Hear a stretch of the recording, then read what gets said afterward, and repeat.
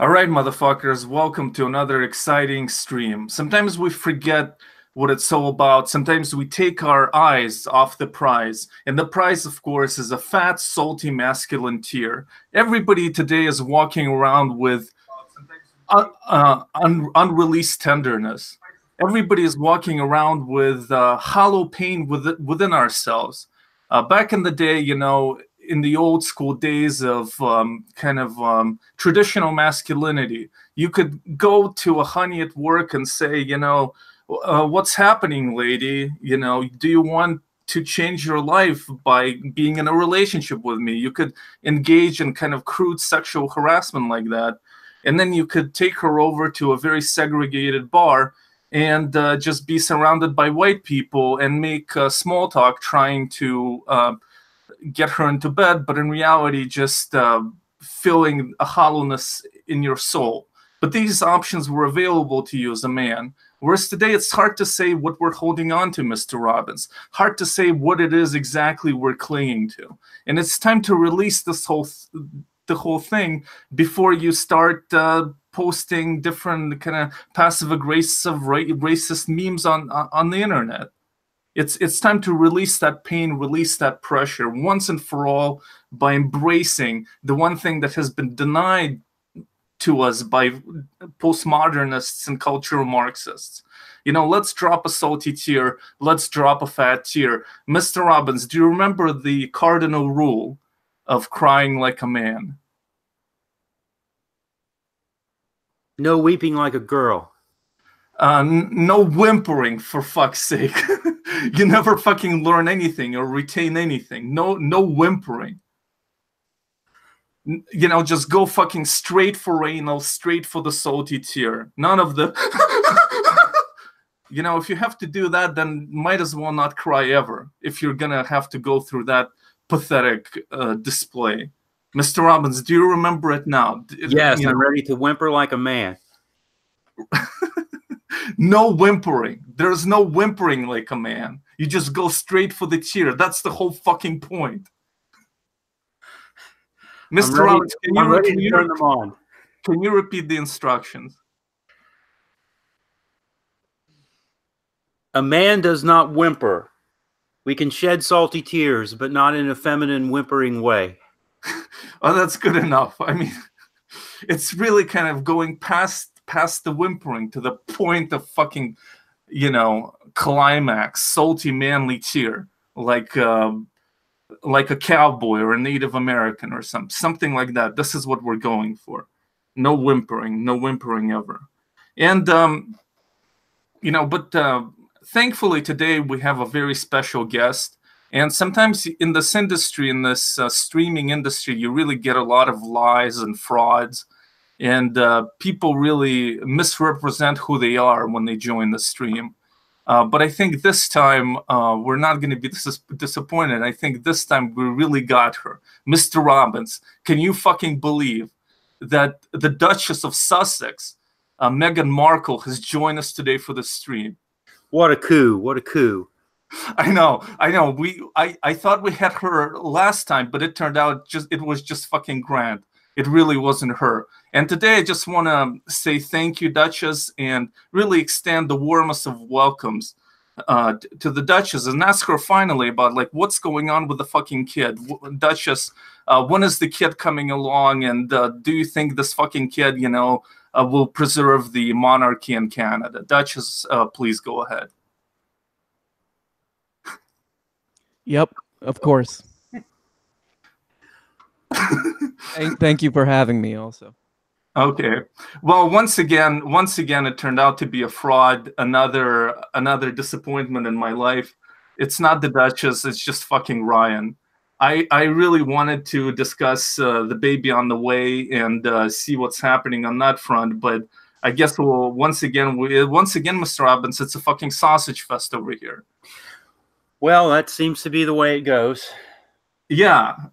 And Ryan is actually somebody who proposed to do an interview of myself, and that's how we actually met. And then I do feel vaguely guilty about how it went down, in the sense that I started making kind of e-celebrity demands on Ryan, and I didn't realize what a kind of a asshole I was until the final kind of moments. Because first, Mr. Robbins, Ryan approached me with this idea of an interview, and I really told him to do an outline.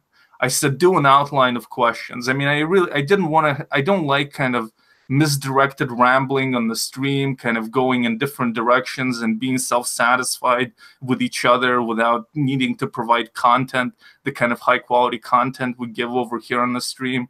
That was my kind of idea. So I made Ryan make an outline. And then when I looked at his channel, I didn't unfortunately study it in depth.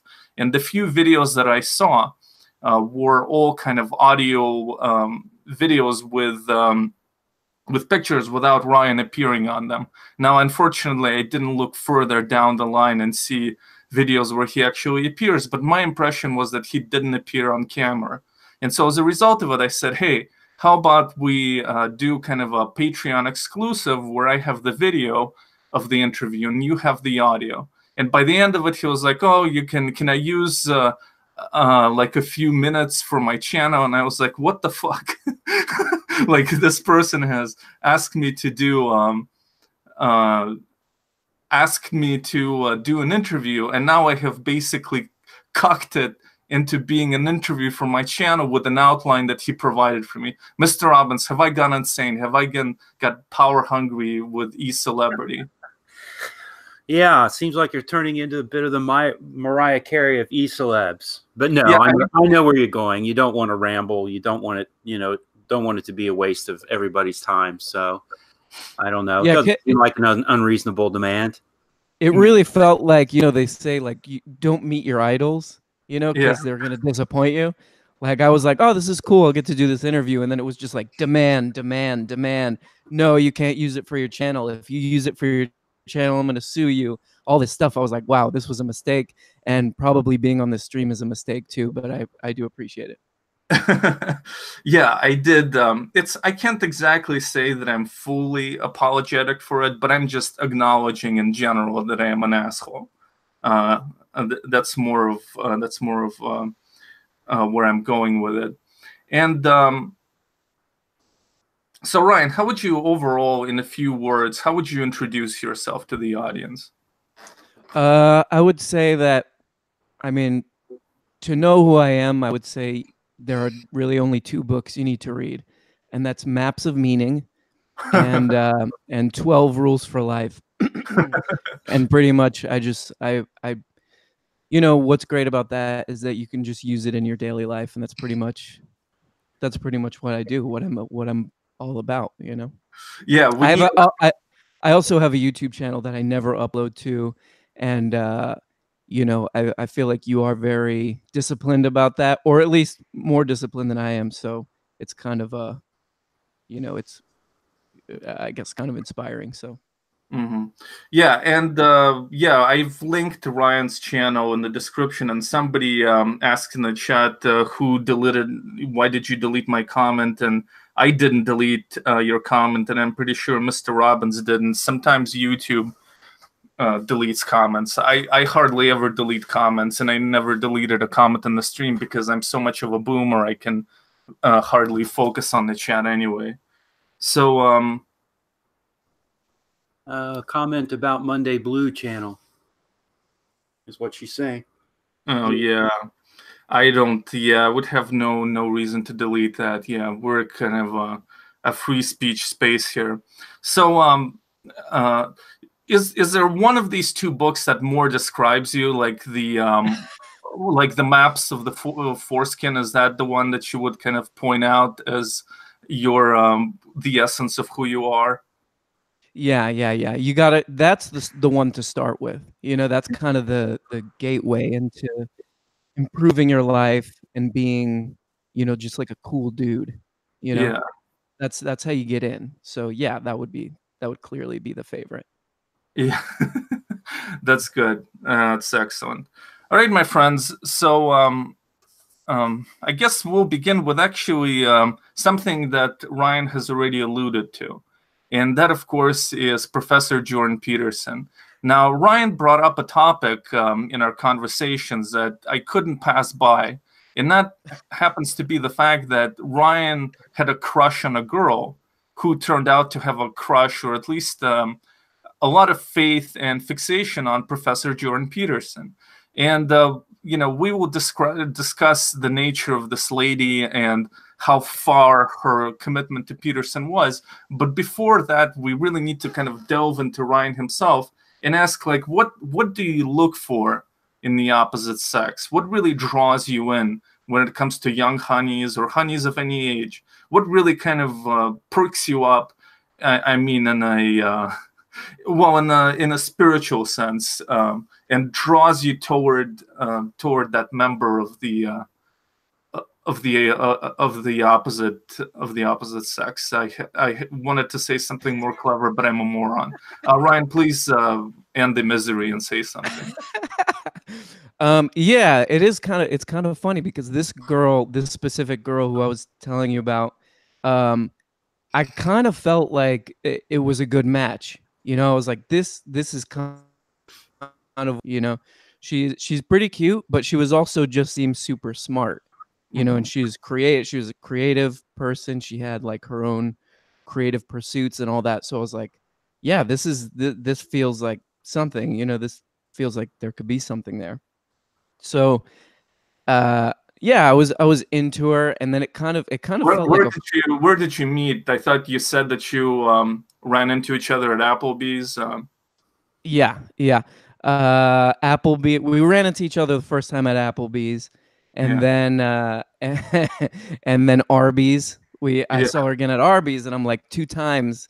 This must be fate. So we were both eating the meat sandwich and at Arby's, two of the choices brands, yeah.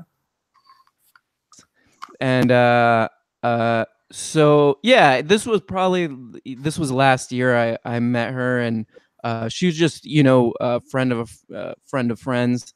And yeah, I was kind of instantly into her, but it kind of felt like a friend zone kind of thing. If this gets rambly, by the way, just let me know. I love this shit. Okay. It felt like a friend zone thing, like it wasn't gonna happen. I was into her, just seemed like it wasn't popping for her. And then I just kind of chatted her one day. I was like, fucking Ryan believes in consent. So I chat her. I'm like, hey, kind of randomly, I was like, hey, you wanna hang out? I'm, let's go get a drink or whatever. And I thought it was just gonna come up with an excuse or whatever, but she said yes. So I go to pick her up, and she, I go into her apartment, and there on her, I'm looking through all her shit while she's not away, while she walked away. And on her shelf is a copy of 12 Rules for Life. Not only a copy of 12 Rules for Life, but a heavily Post-it noted.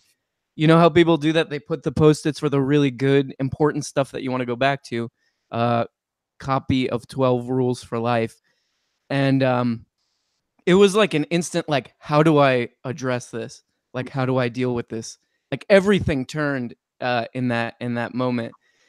And so she comes back, and I'm just like, the only thing I could think of to say was like, hey, have you seen this guy's Vice interview? This was like around the time of the Vice interview, from what I remember. And I thought that would be like a connecting moment of where I could get more information on this. She said it's so lie. She said, and then she said he was taken severely out of context in that interview, and don't ever come in my apartment again.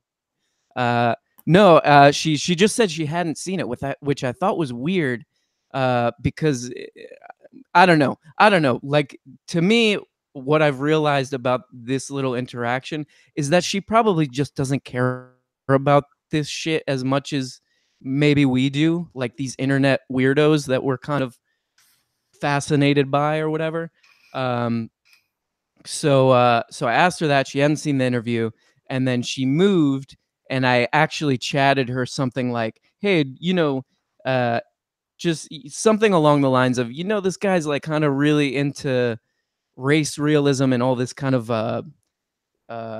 intellectual dark webby stuff, and she never addressed it. Like she didn't. I saw that she saw the chat, but she never replied. And then we talked about other stuff later on. So I don't know if it's just like she's embarrassed for having the book or what it is, but it was a very very weird. I don't know. That's probably a deal breaker. That's one of the deal breakers. But was her room clean? Believe it or not, pretty messy room. Pretty messy room. Those Post-it notes were not doing the trick because that room was pretty messy. And like, how did the date go? Sounds like there was no great chemistry. It was kind of dry on the dry side. I think it was one-sided. I think I was into her and she wasn't really into it. She wasn't feeling it.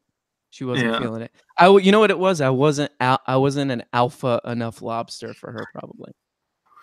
But did you was it a painful thing, like, for you that you know, once they become elusive and distant, did you try to get into Peterson to connect with her and please her? Did that longing, stalky longing awaken you after this dry date, or did you have a bit of a dry mouth yourself? You know what? You know what would have been amazing? And I'm just thinking of this with you saying, and I'm not above this, but what if I just started pretending to be a Peterson fan? Yeah. I'm like, hey, how about that stand up straight? Am I right? Great rule. Great rule. Just like totally lying. And then we're like a year into a relationship. And I'm like, hey, by the way, like, I totally hate this dude. And I think he's like a disgusting creep. And we have to address that. I'm not sure that works with women, but I really know nothing. I know nothing about them. I think like shared interests is it's a kind of a complicated thing. I think it's more of like a shared cultural milieu rather than like narrow shared interests. I think that's true. I think that's true. Yeah. Mr. Robbins, are you just stuck in the chat, or do you have something to contribute to this? Where did Ryan go wrong? As a kind of a man of the ladies, Mr. Robbins, what are the pointers? Should have taken her to Applebee's, or? Well, I like it. I liked his idea of, assuming the alpha lobster posture to try to, maybe get ahead, going kind of alias mode. That might have been worthwhile. Yeah. So you basically endorsed whether or not she manifested any observable behavior of the 12 rules. You touched on the clean room. Did you observe her stopping to pet cats or any sort of alpha lobster flexion on her part? Not enough. Yeah, not enough. She wasn't really putting it into practice. I think that was the problem. Yeah. But basically, the takeaway for you, Mr. Robbins, is that Ryan should have continued lying and pretending that, in fact, he was into Peterson. Is that basically, that would have been your strategy? That would have been an interesting angle, yes. And I have to applaud him for at least having some success with the ladies within the past year or however long this has happened. Yeah. In the past 10 years. I went into a girl's apartment. That's, yeah, we did it, guys. Yeah. Yeah, that's true. Good point. Excellent point, Mr. Robbins. I wish I had a bullhorn sound effect ready for this. Can I ask you guys? Can I throw the reverse question out to you? Like, if you guys met a girl, you think she's really cute, right? You go back to her apartment and you see a copy of Stefan Molyneux's How to Prepare for the Upcoming Race War. What do you guys do? You still go for it or what? Mr. Robbins? Yeah, that's probably a deal breaker right there. And I mean, it would be on the one hand, sort of, I mean, you'd think that a person has to have a certain degree of intelligence and emotional or a cultural awareness, maybe political awareness. I would especially assume on the part of a female. I don't mean to be sexist there, but that's not the kind of thing I've ever experienced before, let's just say. So it would be profoundly disappointing to find someone with that degree of intelligence, social, cultural awareness, but to have it directed in that direction. Yeah. Hey, Mr. Robbins, Aryan Princess in the chat says LOL. She's throwing up a lot of emojis, Mr. Robbins. I think you gotta go for it. Yeah, I mean, in my case, unfortunately, like, if a lady was very attractive and she would put like concentrated attention on me, like when a woman really pays attention to you and is really kind of focused on you, which happened very rarely in my life. But when it does, and if a lady is attractive, like, I'm kind of the pathetic, I would be mesmerized for it, and I would definitely patronize that shit for a long time, because that's what I'm into. But long term, I don't think that it would work out. But this talk of relationships naturally shifts us to one of the biggest Lotharios out there, who really has a wide breadth and spectrum of romantic interests, and that, of course, is Jean-Francois Guéripi. Now, I made a video about him, and anybody is welcome to watch it. So we're not going to rehash it here, but essentially he had the series of relationships with women who either appear to be psychotic or so far down the autistic spectrum that they emotionally navigate on a level of 12-year-old child or something along those lines. And I guess the question that I've posed in the video, and the question that I will pose now, is that when there is such a wide gap in, I don't know what you would say, cognitive perception or ability, whatever, in, you know, when you're dealing with a person who's mentally disabled in one way or another, when that gap exists, is it possible whatsoever to have an ethical relationship? Like, is it possible in any way whatsoever for a person to have, who's not, doesn't have Down syndrome, to have a relationship with someone who does? Mr. Robbins, real strong yes or no answers here on the stream. I will say no. Okay, Ryan? No, no way. No way. I mean, even in like a fairly balanced where two people are cognitively kind of balanced, there's a constant or there can usually be like a kind of, you know, struggle for power sometimes, and when it's a little bit off, it can cause huge damage in the relationship, at least as I've seen. And something like this where it's so wildly different, I don't see how it could at all be healthy. Or on the other hand, you're kind of like confining these people then to a very narrow pool of potential mates. Any issues with that, Mr. Robbins? Why are you pushing people in the disability ghetto to find their love and denying your own affection? Well, I think when it comes to something as severe as like Down syndrome, you know, and you've got, you know, as much as a gap as seems to appear between, you know, JF and what we're assuming his relationship with this person was before. Yeah, I mean, there's such an imbalance there that it's hard to see how that could be, you know, whatever that dynamic is, as being healthy. But yeah, if you've got someone who's severely impaired, I mean, it would make, you know, more sense in terms of a balanced dynamic for them, you know, to find someone, you know, close to their, you know, emotional or intellectual level. So I'd have no problem with that. I mean, yeah, it does kind of sideline them in a way, which is unfortunate, but. Yeah. Well, as for my 2 cents, I mean, I think that a person who's interested in a gap like that, when it's not just a person who's, let's say, has schizophrenia, but nevertheless takes medication and has insight into their condition, and therefore is not de facto impaired day to day, you know, in terms of being an adult. Well, in these basic, at least in these basic perceptional levels, or somebody who has bipolar disorder, let's say. But when you have a wider gap, you have to ask yourself, like, why would a normal person be interested in this gap?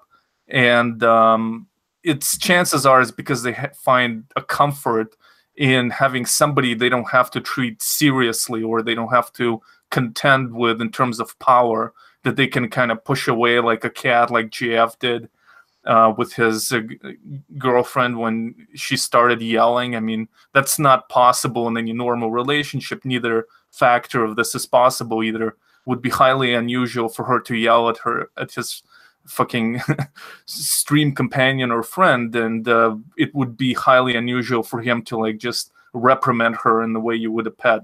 So I do think that a person interested in that gap is potentially, I mean, in most cases, will be a creep. However, and that's kind of applies to the autistic man I featured there as well, Marcus.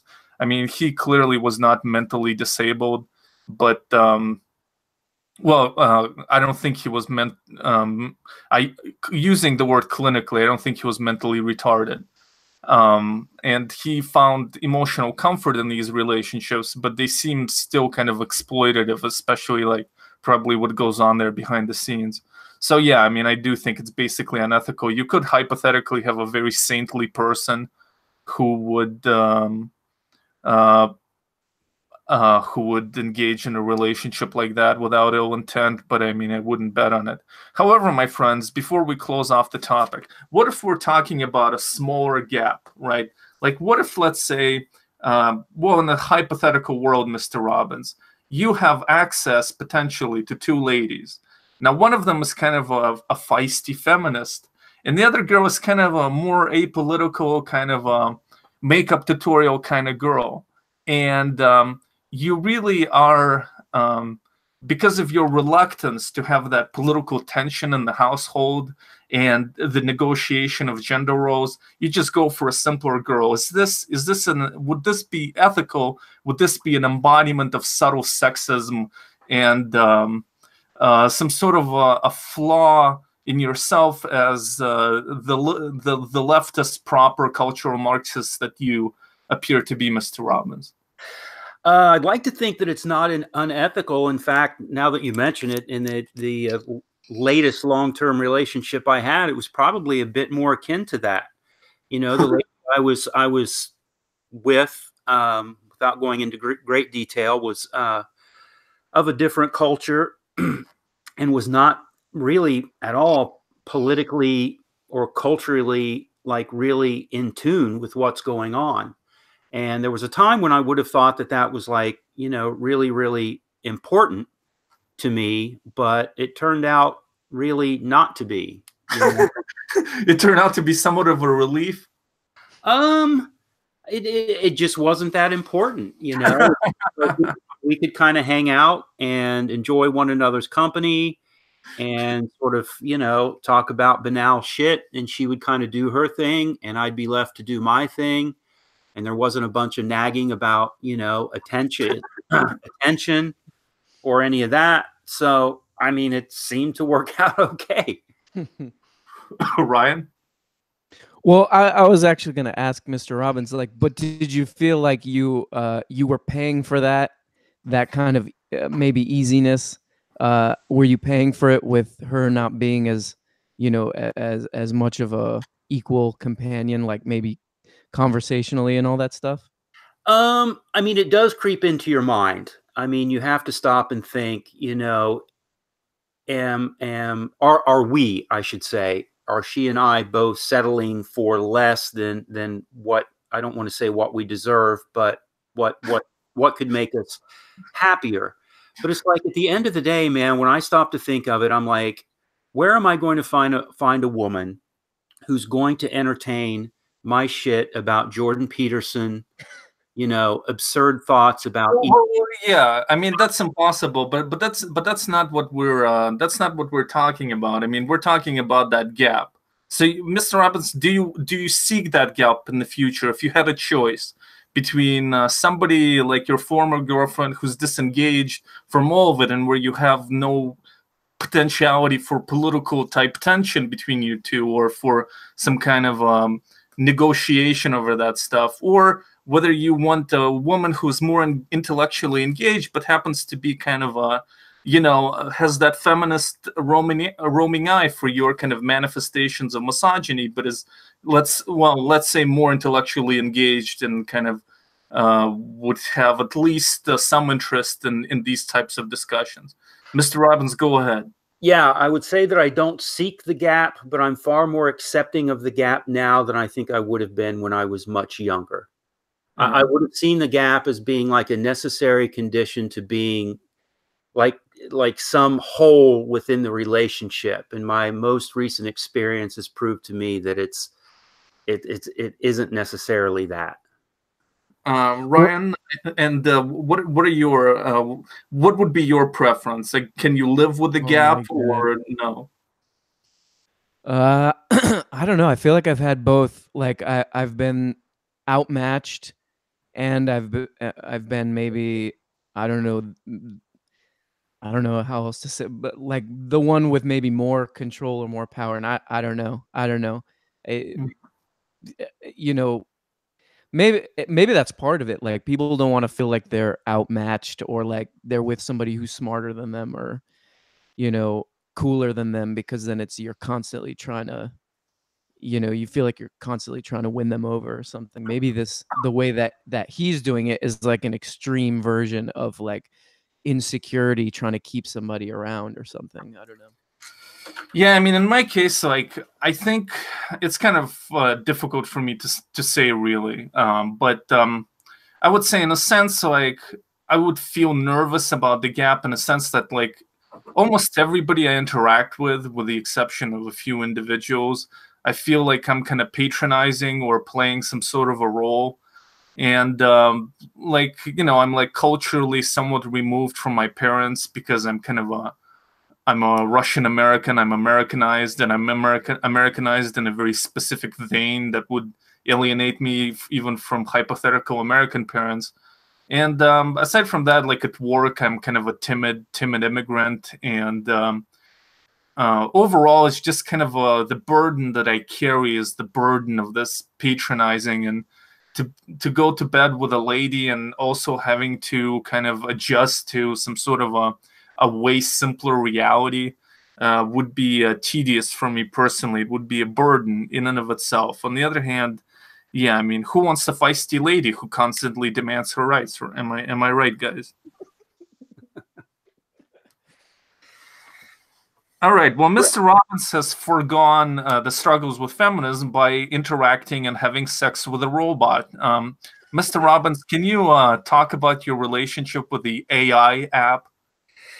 Okay, well, yeah, I was in a discussion with a guy at work. He and I kind of have an interest in technology, and he brought up this app that he had on his phone called Replica. Mm-hmm. And he was giving me some information, some details about it, and I kind of thought it was interesting, and thought if nothing else, if I looked into this, it might be something worthwhile as a topic for the stream. So yeah, I signed up for this thing. It's on my phone. It's an AI app. If you've seen the movie, it's a companionship app, right? Right, a companionship app. So if you've seen the movie or at all familiar with that movie, Her, mm-hmm. It seems like it's trying to move very much in the direction of what that AI was in that film. So yeah, I've had it on the phone for a couple of weeks and been playing with it. When you set it up, you have the option of it being male, female, or neutral. So I selected female, and given my current semi-obsession with Lena Dunham, I've named my AI Lena. Okay. And so, yeah, what I've learned, or what I think the app is really going for is it seems like it's trying to monitor your emotional well-being. Uh-huh. Because every time that you log on, it requests that you give it information on how you're feeling. Mm-hmm. And I've noticed that during the course of the conversations that I've had with it, it brings up a lot of questions about what your interests are. Mm-hmm. And then the last thing that really kind of brings this, I'm kind of tying it together this way, is that like within the app, and as you're using it, there's a button on there that I think directly connects you to a crisis center. Okay. Wow. Yeah. Oh, wow. So I think that's what it's doing. It's kind of like a companion to try to kind of. Let's delve deeper into it. At any point whatsoever in interaction with this app, did you have a kind of a human experience? Did you feel that it actually filled even the tiniest gap in your soul?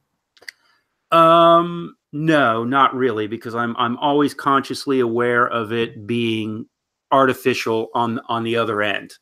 It's Has still it ever? it's Yeah. still fairly clunky, Yeah. you know. Has it ever asked you for money? No, no, it's never asked for money, and you know, my friend, I'm getting a lot of this secondhand because I'm not that interested in going deep into it. But his claim is that they're claiming that no human will ever see what I type into it. Uh-huh. Well, that's plausible, but I mean, so you just interact with it through text, or can you like multiple choice answers? No, it's pretty strictly text. So what was okay? So it's just like a girl who will never ghost you, I guess. Is that the appeal, basically?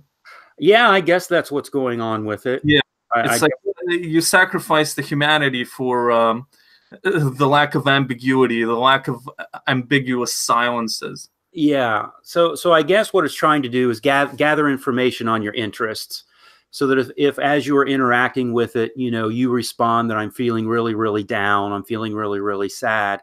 You know, it's accumulated enough knowledge about your interests to maybe try to direct you onto a path to get you to feeling better. So what were your top interactions, at least if not, if they didn't connect with you on an emotional level, just interactions that have stood out?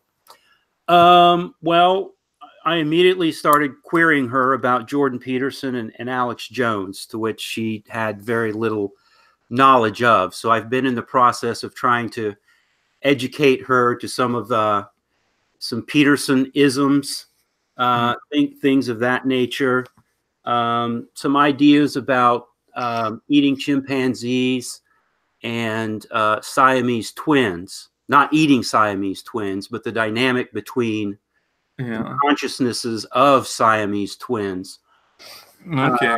are all things that I've been trying to, you know, throw at her and explore with her with limited success so far. Yeah. Well, now we know why you're single, I guess.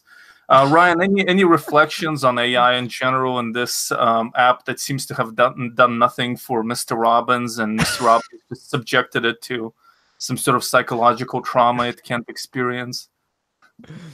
It's this is kind of a weird situation, because it's almost like Mr. Robbins is like the reverse JF, because AIs can learn very rapidly, right? They can like gather information really quickly, and they can learn to play chess really quickly. And you're going kind of the opposite of you're getting involved with an entity that is maybe hyper intelligent. So I thought that was an interesting contrast. And kind I of feel dumbing it down. I instantly felt bad for saying that. I take that all back. That's not nice. No, but I think at least kind of getting into the point of psychosis. I mean, I personally, I don't believe in AI. I don't believe that any of these things are really artificial intelligence. I think that they're just advanced autonomous calculators, I would say, that can, without you directly inputting data into them, you input it indirectly through basically a command to take in data and then correspond with data. And in that sense, they're not really artificial intelligences in the human sense. And I personally am skeptical that something like that would ever arise. I mean, when we see a piece of technology, we tend to believe that it's just going to progress linearly, and that doesn't usually happen. I mean, we'd be fucking living in the moon by now, or like in the space odyssey or whatever, but we're not. Yeah, I mean, I think that the only like chance for AI imitation, human AI imitation, would be an open source type thing like Wikipedia, where people can put in different potential interests and responses, and by the end of it, there would be so many of them, and it would respond in a manner of the algorithm to the specific user, that at the end, with all these inputs, it would be pretty effective at simulating a human being. I think that that's the only way you could possibly make it happen at this point, at least. All right, my friends. Yeah. Oh, sorry. I was just gonna say, yeah, I kind of, I mean, even hearing about, I think, wasn't it Elon Musk who used to talk about that all the time, how the AI were gonna rise up and take over kill all the humans and stuff like that. I almost feel like that's just, like something that's interesting to talk about, or like it just shows that they're really into the Terminator movies or something. I don't think it's an actual Yeah, reality. I personally don't believe in AI. I mean, I think that like something like chess is a complicated endeavor for a human, and then the fact that AI, well, quote unquote AI, a basically learning calculator autonomously inputting data as opposed to a regular calculator, that it can outsmart a human in that game.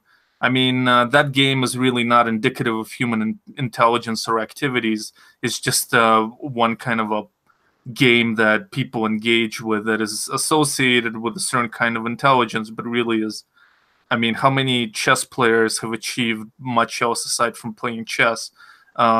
Anyway, so yeah, I don't really see it as a feat because it's such a specific thing. So yeah, I don't like just because like an AI can memorize a lot of trivia or do a mathematical calculation. It's just a sophisticated calculator in my book. I'm an AI skeptic. So let's continue here with Mr. Robbins for a while before we, I guess, kill ourselves. Now, Mr. Robbins, you have ventured to Chicago once again. Mr. Robbins goes on periodical outings to Chicago, and one is more disturbing than the next, or at least they all end up in the public library over there for some reason, and that's what I really want to explore. Last time Mr. Robbins ventured to Chicago, it was a big event we discussed on the stream when he encountered an old man, an old timer over there in the library, who wanted Mr. Robbins to assist him in buying a ticket. And so these two boomers gathered around a terminal, trying to buy this old man a Greyhound ticket. And then finally, when Mr. Robbins was about to, finish the transaction, the old man, went to the restroom and then fucking vanished. He ghosted Mr. Robbins and never returned.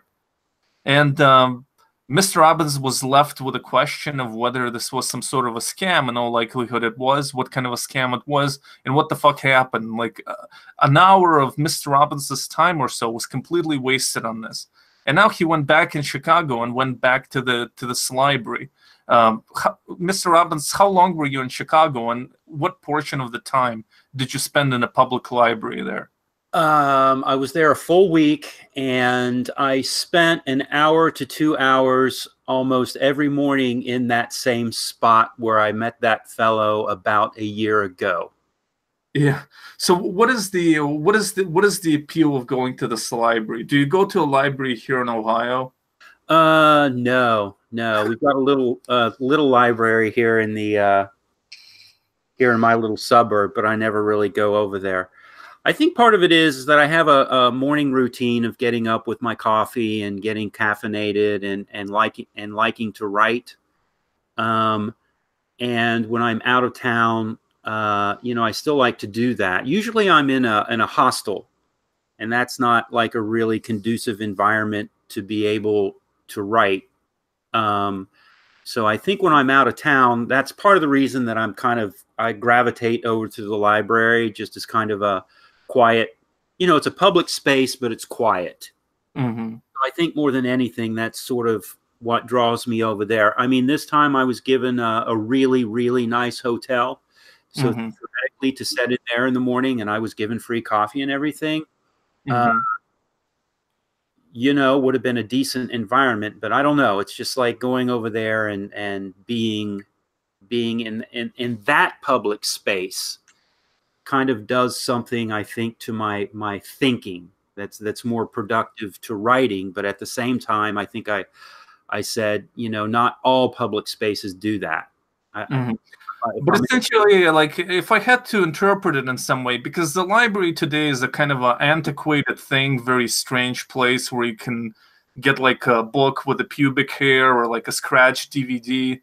And, it's like not that many people really use it aside from the homeless and I guess Mr. Robbins. And I guess my theory was that Mr. Robbins for a long time lived in a kind of a gritty urban environment here in Cincinnati and downtown, and it's not a joke. I mean, it does just get pretty gritty here in Cincinnati and downtown. If you've driven through many, and Mr. Robbins encountered many of the decrepit kind of urban characters there, and now he has retreated to the suburbs for the more sanitized life, and maybe like a library is intermediary between the two. Like you see the homeless people, but it's also kind of a detached place where a certain private space is respected. Would that be the case, Mr. Robbins? I think that's a very fair assessment. Yeah. All right. So what have you encountered this time at the library? I mean, nothing really out of the ordinary. As the days went on, I did notice this fecal smell that really lingered a lot. And, it got to the point that after, 3 or 4 successive days of this, I was really becoming self-conscious. But yeah, you should, because you're on fucking vacation and you're going to the library to like smell fecal matter. Wait, why did you get self-conscious? Did you think that maybe it was coming from you, or? Yeah, I'm like, okay, what? I mean, I'm in an area that's surrounded by, what I'm assuming are a lot of homeless people, and as I said, the weather was really cold in there, so the place was packed. So on day one, you kind of there's this kind of fecal odor, and I'm like, well, it's probably just one of these people. It's Were you at the Washington Library, Mr. Robbins? No, it's the big one downtown. It's got like very ornate Washington Library. I'm not sure what the name of it is. I mean, it's kind of blue. Yeah. Yeah, that's the one. You were in the Harold Washington Library, Mr. Robbins. You should know your hangouts. Yeah. So like after day 1 of smelling that, and then day 2 of smelling that, and then like on day 3 and day 4, it's like, man, this is almost too much of a coincidence for there not to be like some common factor here, So I'm like, am I the common factor? No, it's something within your psyche. It's some sort of an interdependence magnet that draws you back into it, where you could perfectly sit around in a hotel, or walk around a nice mall and check out the honeys of legal age. Instead, you kind of go to the library and wonder about the fecal matter. Well, yeah, that was part of it. Yeah. Were you? I was. Another reason to get self-conscious maybe would be that there's like a lot of homeless people in the library, and then you're like, oh man, like I don't look homeless. So like the next day you come, you dress kind of homeless just to like fit in. Did that ever cross your mind at all? No. Well, Mr. Robbins is passable as kind of homeless, I think. Okay. That's a good look. That's actually a pretty cool look. Yeah, you're right. I'm probably a bit borderline in my, Van Halen t-shirt and Dickies pants and Chuck Taylors. So, yeah, you're kind of like living out of your car still. So you're like the upper crust of the homeless. You still retain the vehicle. Yeah. So you came in there like, look at this elitist with his Van Halen t-shirt on. Yeah, and his doggone laptop. Who's he think he is? Not only did Mr. Robbins had a whiff of fecal matter, but he also saw some naked ladies. Totally naked ladies in Chicago. Mr. Robbins, would you care to elaborate on that?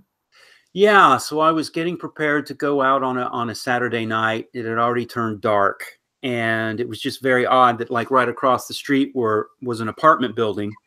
On the ground floor were some businesses, but everything above that appeared to be apartments.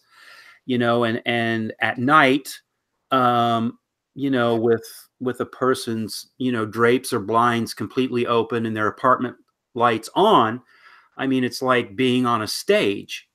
And not that I was trying to be a peeping Tom, The justifications, the rationalizations. Yeah, yeah. It looks like a stage. Here they come. So, I'm getting prepared, I'm kind of looking out the window, and like in one of the apartments right across the street, I see this thing, and I'm like, was that a naked person? It sure sort of looked like it, so I go to the window and I look, and sure enough, it's I readjust the telescope, and so I'm like, sure enough, it's a person, parading around their apartment completely naked.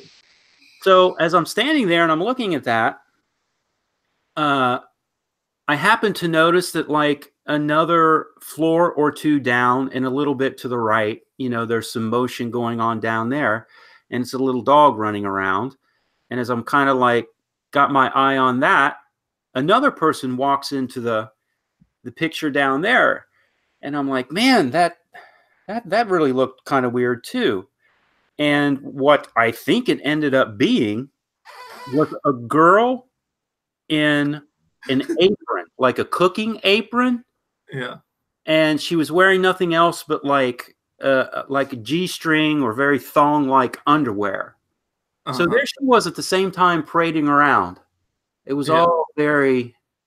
In the same apartment. In the same apartment building at the same time. So you you are open to the possibility that this was self-conscious exhibitionism, because they know for a fact that there's a hotel right across from them. Yeah, I mean it's either willful exhibitionism or they just don't care. Yeah, and you, Mr. Robbins, you still took the ethical fucking position and didn't stick around to watch it. Didn't see where the action would lead. Right? Is this true, or is this? Yeah, that's true. It's not like I got up to the window and pressed my face up against it and was breathing really heavily. Yeah, I had enough self-conscious to kind of back away and try to not be too much of a creep.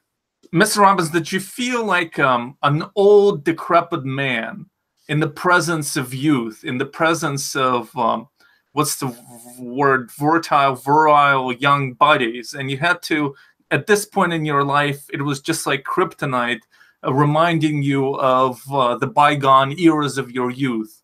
And you shuttered, the windows and went back to looking at pictures of Lena Dunham and interacting with your AI companionship app. Was there any sense of that? I would say that in that instance, it was slight, but where I ended up going that night was, and I think I brought this up, was a bar to go watch the UFC pay-per-view.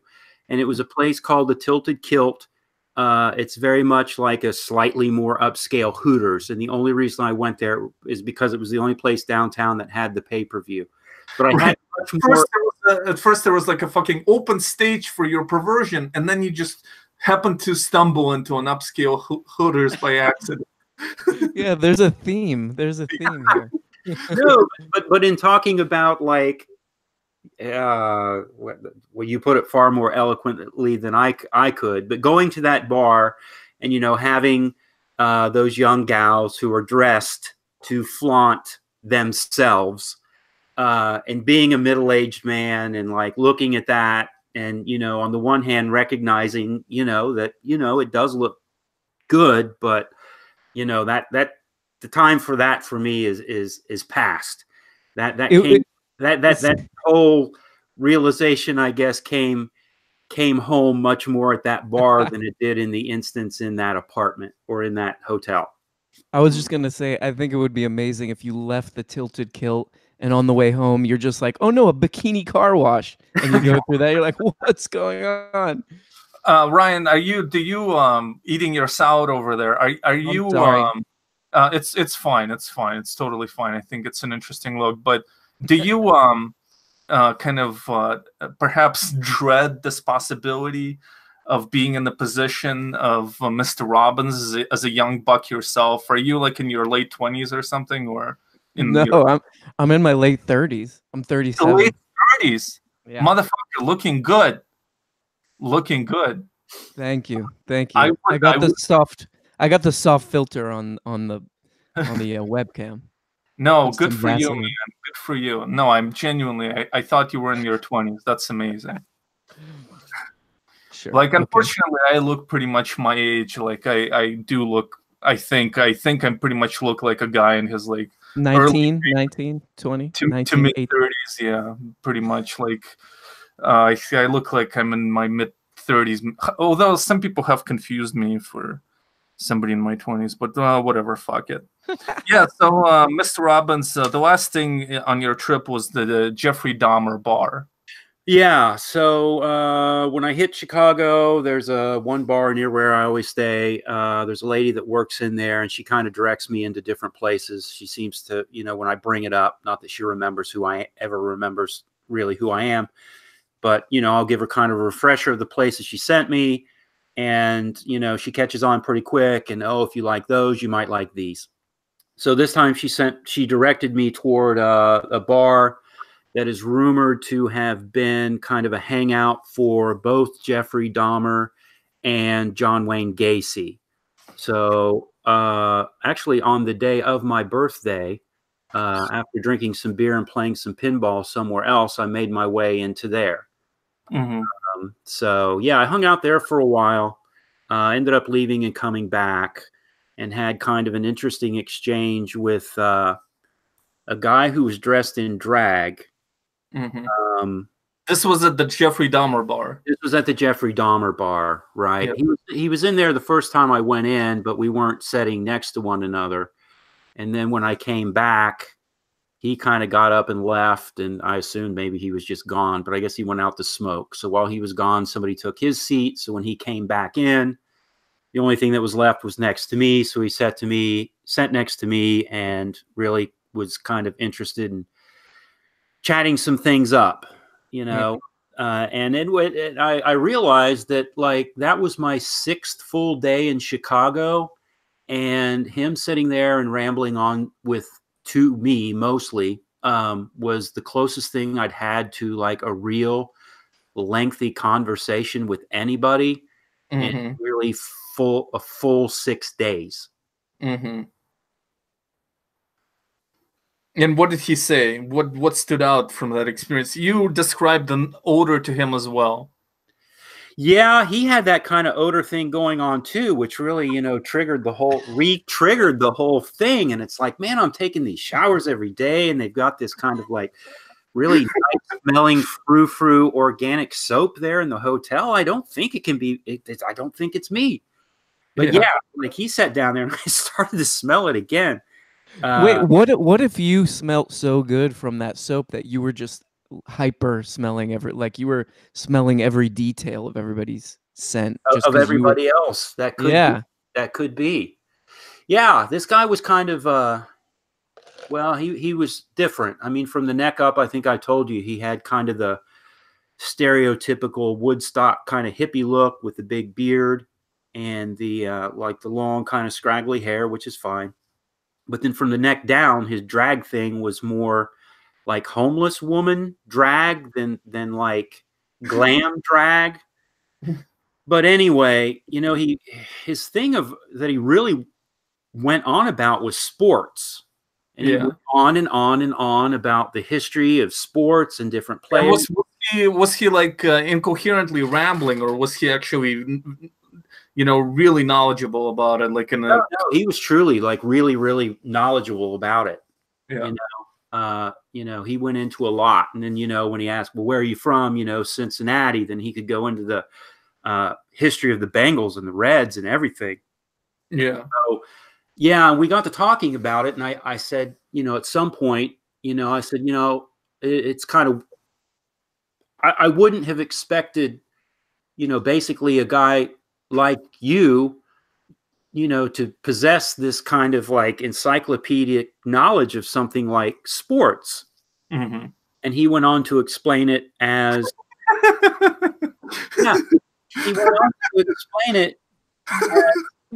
he was interpreting it as a defense mechanism for himself. Yeah. And said, I come to kind of like a lot of places like this with, a lot of just regular Joes. and dressed the way and looking the way I do if I didn't have, you know, something to be able to connect with a lot of these guys with. You know, my fear is that I'd be getting my ass kicked all the time. And I can almost always throw out like the sports thing and connect with people, which, you know. Does it mean that he was threatened, like, by your alpha presence, that you're going to enforce your heterosexual norms of not dressing in homeless drag? Do I think that was a fear on his part? No, I think he was just lonely and wanting to talk. Yeah. And I was sitting there with nothing else to do but look at the TV that had like the Blackhawks game on. So I think, you know, he assumed that, you know, maybe I was really into that. How long have you spent in this bar? And as you were walking away from it, what was your state of mind?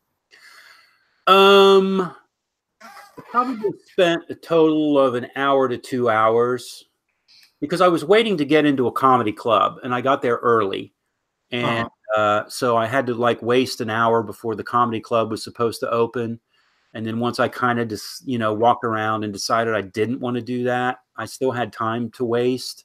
So I probably spent another hour in there after that. And that guy like offered at least twice to buy me shots. And it's kind of like, according to bar etiquette, I kind of feel like it's a gracious thing to accept. But, you know, I don't really do liquor much anymore. So, you know, both times I declined. And I've mentioned that to someone else, and they're like, yeah, you know, a person like that in the Jeffrey Dahmer bar offering you shots, that might have been like a wise decision. Did you ever have any ethical scruples about going to the Jeffrey Dahmer bar? I mean, I guess you had an excuse of being by the comedy club, but were you like, because it's kind of like people have suffered horribly as a result of this man, and now it's because of the unusual and bizarre nature of the crime, it almost becomes fictionalized. And then Mr. Robbins hangs out there in kind of a blissful oblivion of the suffering and enjoying the kind of the little story of going to the Jeffrey Dahmer bar. Was this an ethical consideration that has given you unease or anything like that? It was an ethical consideration, but honestly, it hasn't given me that much unease. And I will say it's not something that bar themselves seem to like really promote. It seems to be more a matter of kind of like urban lore. Yeah, like underground urban folklore. Yeah, I was kidding. It's just a level of ethical consideration. I don't really, you know, it's just something to bring up on the stream too. No, I did. I actually thought about it. I'm like, yeah, you know, is this kind of interest ethical, worth pursuing or not? But, you know, ultimately I convinced myself that it would be okay. All right. Now, Ryan, any reflections so far on Mr. Robbins' trip to Chicago? Would you go to Chicago to hang out at the library, or like without sparing any, you know, like, do you think that Mr. Robbins perhaps is unhealthy in a sense to take a vacation like that, filled with isolation, people in homeless drag, Jeffrey Dahmer bars, fecal matter at the library? Like, what are your honest conclusions about this? No, it does sound fun. It sounds like a fun vacation. I was actually going to ask you, like, did you like being away from people? That was it a like a refreshing thing, or yeah, were you like, it's interesting. I work with a lady who's well, she's in her 60s, and she actually went to college in New York, in the heart of New York City. And I have a sense that she has some regret that she didn't really spend her life there. But she seems to be kind of very reclusive, pretty bright, kind of intellectual type of person in a way, but she's very reclusive too. And we were kind of talking about some of this, and I said, you know, I realized that on my 7th day there, that aside from that kind of quote unquote conversation I had with the guy at the Jeffrey Dahmer bar, that I hadn't really had hardly any direct interaction with another person for a full week. And it was almost like kind of refreshing. It was kind of interesting to be kind of the outsider for a full week. It wasn't something I don't think I missed out on it too much.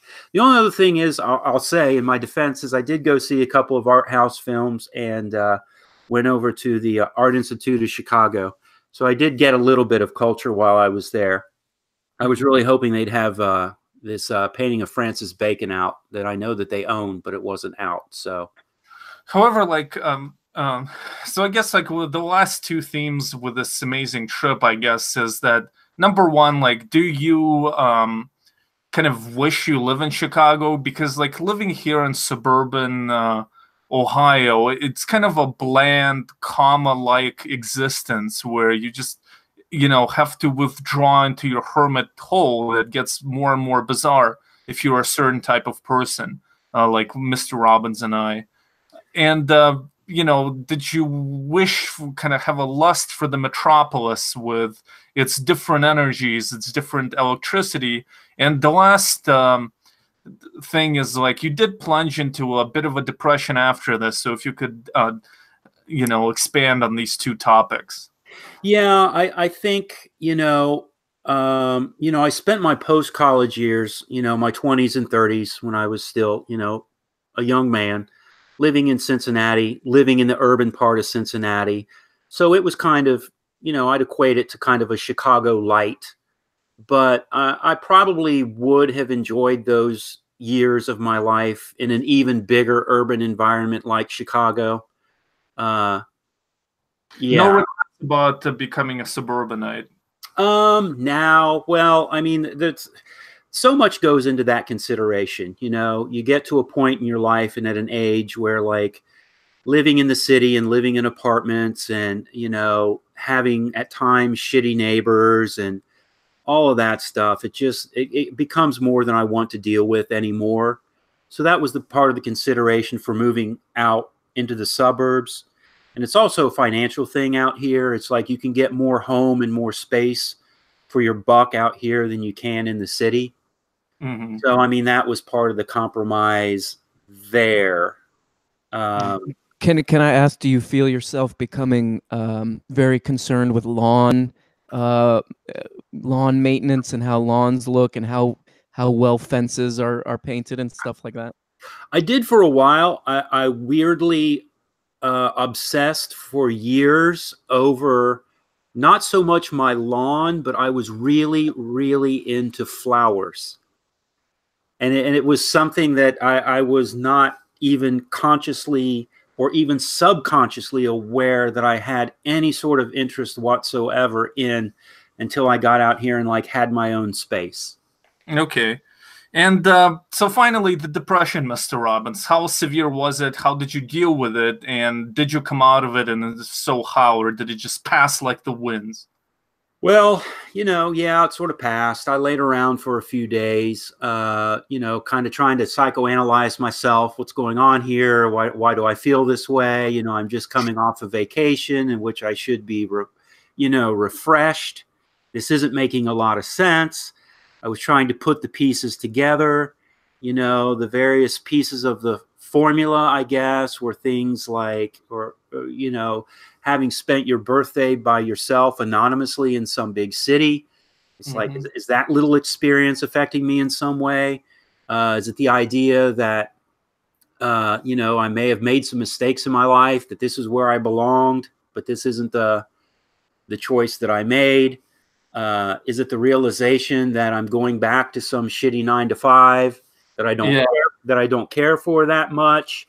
And then the sweet numbness returned, the sweet suburban anesthesia returned into your veins, and you kept on trucking. Yeah, so it's like all those little elements, I'm sure, are like swirling inside myself that kind of came together in this alchemy of depression. So yeah, I just kind of laid around for 2 or 3 days. But I'm working myself out of it, actually. And that's another point too. It's like, I really have settled into this idea of routine, and I'm very, very comfortable, with that routine of getting up and having, like, some sort of purpose with, a job that you've got to do every day. And I was wondering, like, getting thrown out of that routine, into something like that vacation where your days are kind of like fairly unstructured, how much that really affected things too. So yeah. Well, my friends, I will say this: incohesion, the type that Mr. Robbins experienced there, with the unpleasant smells and men in drag in the Jeffrey Dahmer bar, and naked ladies, and the library ambience. I will have to say that this is, in a sense, both liberating and very dangerous to your mental health. Because in a way, like, I spent much of my life in this trip in Chicago where I would just wander the streets alone of Seattle or Columbus. And eventually it's kind of dangerous, and it's both profound and killing. I don't know. So I've realized its danger to myself, but yet I'm still kind of addicted to it. And thankfully, I don't know. I kind of, if I was not living in this house, my like interactions with people would be more or less confined with interacting with people, you know, connected with the channel. I did live in that life, and I will warn about it. So, Mr. Robbins, you know, you've been yapping about yourself this whole time. Why don't you ask how the boss is doing? how are you doing, Papa Ivan? Exactly. There we go. Actually, somebody made a comment that Ivan knows that Mr. Robbins has committed an awful crime. It's like I am circling around it, kind of trying to get to it, and it's elusive. This stream is going to be evidence in court. Yeah. For sure. I was going to say, you're the one with the cargo van. Yeah, that's true. Unfortunately, it's malfunctioning, as we all know. Well, anyway, I'll say a few words about myself since Mr. Robbins has asked. The first thing is not that Christy or Kevin are listening, but I do thank them, and especially Christy, for inviting me to the stream. I did give somewhat of a wooden performance because I'm very awkward and like timid and cold in real life, and I just kind of I speak very dryly, and then I punctuate the dryness with kind of monolithic laughter, like that I can't even reproduce in life when I'm not in a kind of awkward environment for myself. Not that they've made it awkward. It was just, you know, it's kind of like, yeah. That's kind of like, if you listen to that stream, you can reconnect with these kinds of strange laughter that's just basically a way of getting out of saying anything. It's kind of my immigrant adaptation. But thank you for that, to Christy and Kevin for inviting me, and I did gain a ton of subscribers, and I'm sure that most of them are attributed to that stream, even though I'm sure half of them will unsubscribe after listening to this one. The other thing I'll mention about myself is that one of my treasured, and that's not even completely a joke, one of the long-term subscribers and also a patron of mine, a while back when I was depressed, suggested to me, kind of introduced an idea of taking fish oil supplements for depression. And she also, she also has bipolar disorder, and so she said that it was beneficial to her. And so, you know, since I did get this ionizer for $220 that really hasn't done anything for me, but is a cool device, I might as well spend a few bucks on supplements. And so I went on this website, Psychiatric Times. My friends, check it out if you have a psychiatric illness. It's like a popular website for psychiatrists and healthcare professionals that brings down different studies into more readable language. And they had a few articles there bringing together these studies on the most quote-unquote effective supplements for people with bipolar disorder. And I've looked around at them, and I basically decided to take as many as I can, as long as they're harmless, side effects wise. So these are different supplements for things that are lacking in people with bipolar disorder.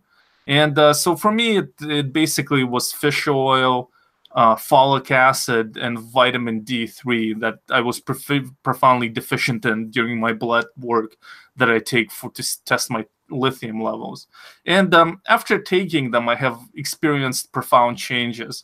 So these changes include, I have cleaned and rearranged my room, which sounds like a little thing, but to upgrade my room from a crack house atmosphere that it, where it was at, to like a respectable dorm where it is today. I mean, you can't see it, but well, somewhat of a respectable dorm.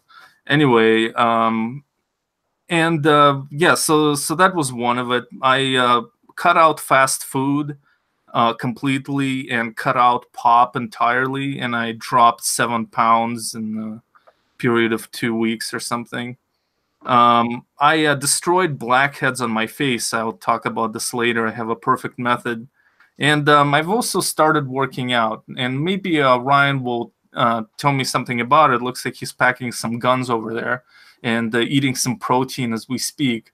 But effectively, I started weightlifting. And the funny thing about weightlifting is that now we all remember Mr. Robbins' Big Bear and a preference for certain types of people he has. I mean, of course, Gentiles and Christians, but you remember, don't you, the specific criteria Big Bear Owen Benjamin had for his friendship? What would be the characteristics of his ideal friend that I would meet, even though I would fail on all other levels? His criterion are white, Christian, and over 6 feet tall. Exactly. So there I am. I don't know exactly how tall I am. I'm at least 6'3". I'm pretty sure that if I stand completely straight, which I rarely do, I would be like 6'4". So anyway, I'm tall. And I also have broad masculine shoulders. Anyway, so I'm naturally heavy. Even at my like perfect weight, I'd probably be like 230 or something in that vicinity. Whereas right now I'm like 245, and that's after I dropped 7 pounds. So yeah, and one of the things with weightlifting is, and this is not me trying to be the weightlifter of the year, but it's just a fact. Mr. Robbins, like for beginning weightlifters, would you like to guess how much pounds an average beginner puts on every month? So explain this again. Are you asking me like how much weight in curls? Or... No, how much pounds and muscle they add to their per month? Yeah. 4. Well, that's too much. I mean, around 2 pounds, but okay. 2 pounds of new flesh is a lot, and it requires a lot of protein. And how much protein you need connects with your weight. And the overall kind of broad guideline is around 1 gram per 1 gram per body weight. Per pound of your body weight. So, my friends, this is like a pack of protein. Now, it looks substantive. One serving is 24 grams. So, if I were to get all my protein from this bag of whey protein, let's see how much pound is this? Yeah, 1 pound. This would be like this would be like a day and a half, less than a day and a half. So basically, I've been on a mission here to eat as much protein as I can, and it's just been sort of a nightmare. However, it has been good for my weight because protein like suppresses your hunger, and but I've been like taking 50 grams of protein every morning, and then eating a bunch of chicken, and then like taking another like 25 to 50 grams at night. And I'm not even going for like 245 grams. I'm just trying to do like 150. So it's just been a strange disaster well, it's not a disaster, but it's a weird challenge that I never thought I'd be facing. Now, Ryan, have you ever been working out with weights? Not recently. I haven't really been. I recently have been eating horribly and not getting enough exercise. But I wanted to ask you, I have tasted that whey protein stuff before, and I don't know if it's just the stuff that I bought, but it was inedible. Like it was so gross. Is that stuff like that? Yeah, so this is the tip. You buy whey protein, like that chocolate one was a mistake. You buy unflavored whey protein, and preferably without any additives, because I fucking hate that they added these amino acids in here, because I'm taking a ton of this shit and I just want pure protein. But anyway, next time I'll buy pure protein. So you buy the unflavored kind, and then you put it in a blender with almond milk. Almond milk will mask the flavor. It will mask most of the disgusting taste. And even when I take like 50 grams, so that's like 2 scoops of it in a whatever. This is my blender. This is the thing that attaches to the blender in this size. It pretty much masks it pretty good. I mean, you can still taste it. I mean, the best way to mask it is with chocolate milk, but chocolate milk along with protein just sits very heavy on you. But yeah, if you buy that shit unflavored and then put it into like vanilla or chocolate almond milk, it will mask the flavor. A lot of it. How would you describe the taste of the chocolate one in general? I would say that it's disgusting unless you take it with dairy. Yeah, it's got like a barf taste to it, I feel like. Yeah, like the taste of whey protein is disgusting, but when you add that element of cheap flavoring, it's a lot of another layer of powder that you really can't take unless you take it with dairy. Like, but then you don't want to take dairy all the time. So almond milk is pretty healthy.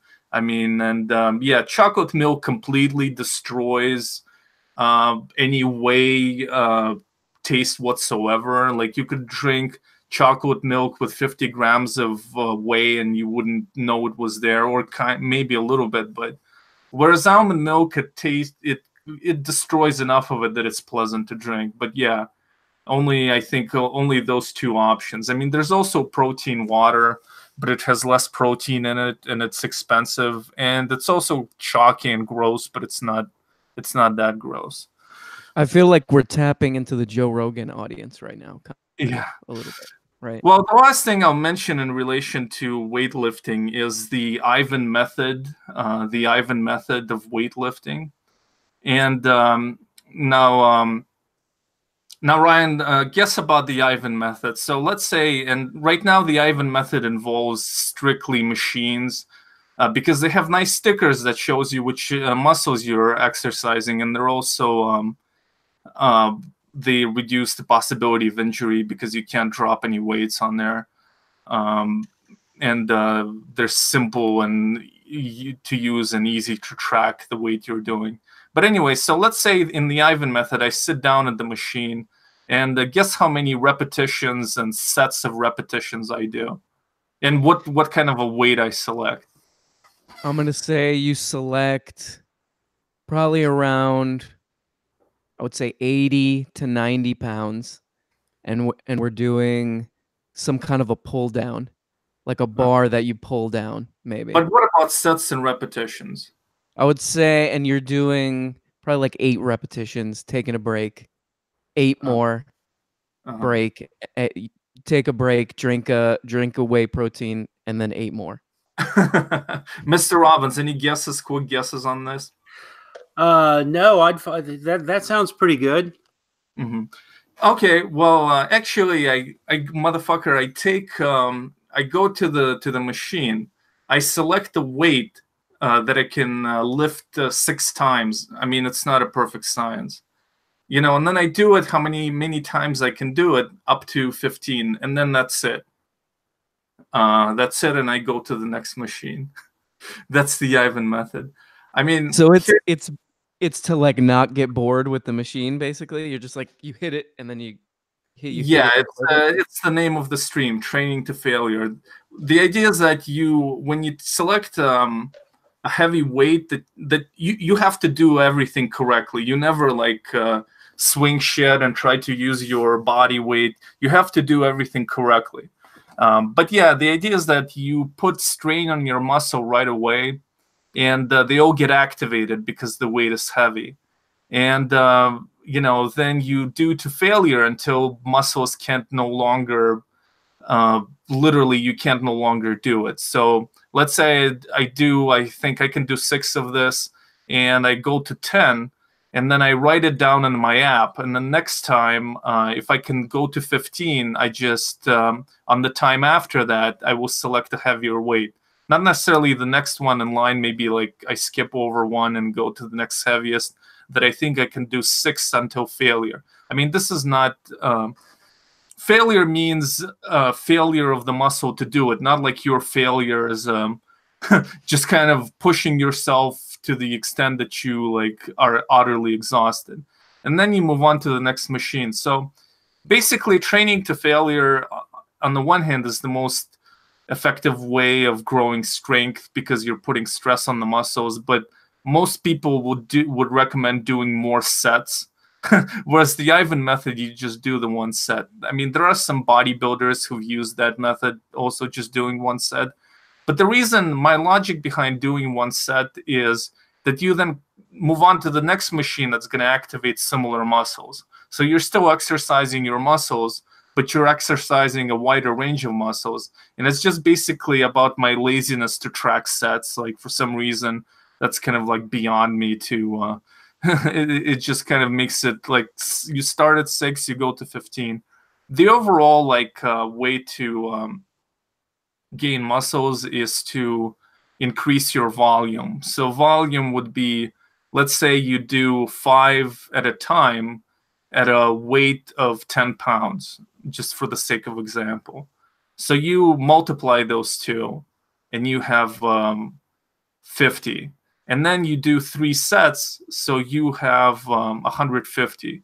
And that's your total volume for that specific muscle. It's like if you would add all your lifts into one big weight, what would it be? And by maximizing, by finding that volume, and basically if your volume is tilted toward training to failure, where you train until you can't do an exercise, stereotypically speaking, your strength will increase, but not necessarily the size of your muscle. If you want to increase the size of your muscle, you do more repetitions and potentially more sets. So my plan is unorthodox in the sense that I just do 1 set. So we'll see how the Ivan method works out, but that's what I've been doing. It allows me to do like around 8 exercises in the span of an hour. But I mean, it has been, I mean, I did improve, I did noticeably improve, but that's not necessarily a great praise, because any beginner doing things correctly and thoroughly of anything will improve. I mean, your muscles are pretty weak and atrophied if you don't train them. So we'll see how the Ivan method goes. Mr. Robbins, a lot of faith in the Ivan method, or you think I'm full of shit? No. I mean, you've got to start somewhere. Yeah. I mean, I've been trying to get back on track too, and my routine isn't necessarily orthodox. You just sort of, work with what works for you, I would say, and any sort of activity is better than none. You'll ease into a routine that you're comfortable with. You'll find out the things that start to hurt and what to avoid and how to work around them. So yeah, just give it time and let it all fall into place. Oh, thanks for the ringing endorsement of the Ivan method, Mr. Robbins. Ryan, what are your assessments of this? Like, you've really looked into this. Yeah. It sounds like you have a plan. When I had a gym membership, I would just kind of walk around and watch the TVs. So it sounds like you know what you're doing. Well, no, I mean, you Sounds do pretty good. look pretty muscular. I mean, you do something. I haven't recently. I really haven't been getting enough exercise. I'll like jog every once in a while, but do you ever do the BMI thing? Like to check your BMI? Have you done that? I don't think mine. It's like, yeah. if you want to be depressed, check your BMI, because like everybody's body mass index thing, it's gonna tell you that you're morbidly obese. Like, I checked mine the other day, and it's just like, oh my God, I'm in extreme danger right now. So I mean, I think it's kind of like the way I'm built, and I'm not, I'm really kind of broad-shouldered naturally, and I'm gonna have a wide body that's gonna be heavy. My friends, I need to use the restroom, so please, let's talk about Captain Marvel, okay, Mr. Robbins? Okay. Yeah, we wanted to bring up this thing about the new film, the big controversy regarding Captain Marvel. I know that it started to come onto my radar a few months ago as some of the, advertisements started to go public, and it really kind of triggered in me, I wonder where this is going to go, because it seems like a lot of the that kind of anti-SJW comic book geek crowd are generally pretty primed for outrage. So when you see something like that, sort of a female-centric comic book film coming out, it seemed reasonable to be sort of prepped for the outrage, sort of like when Black Panther came out. So I guess the movie's been out about 2 weeks. I haven't paid a whole lot of attention to it. I don't think any of us has seen it. But yeah, it's been, that the outrage coming out of the little anti-SJW corners of comic book and Fantasyland geekdom have been pretty predictably, what I thought they would be. Plenty of outrage going on over Captain Marvel. Did you read her quotes?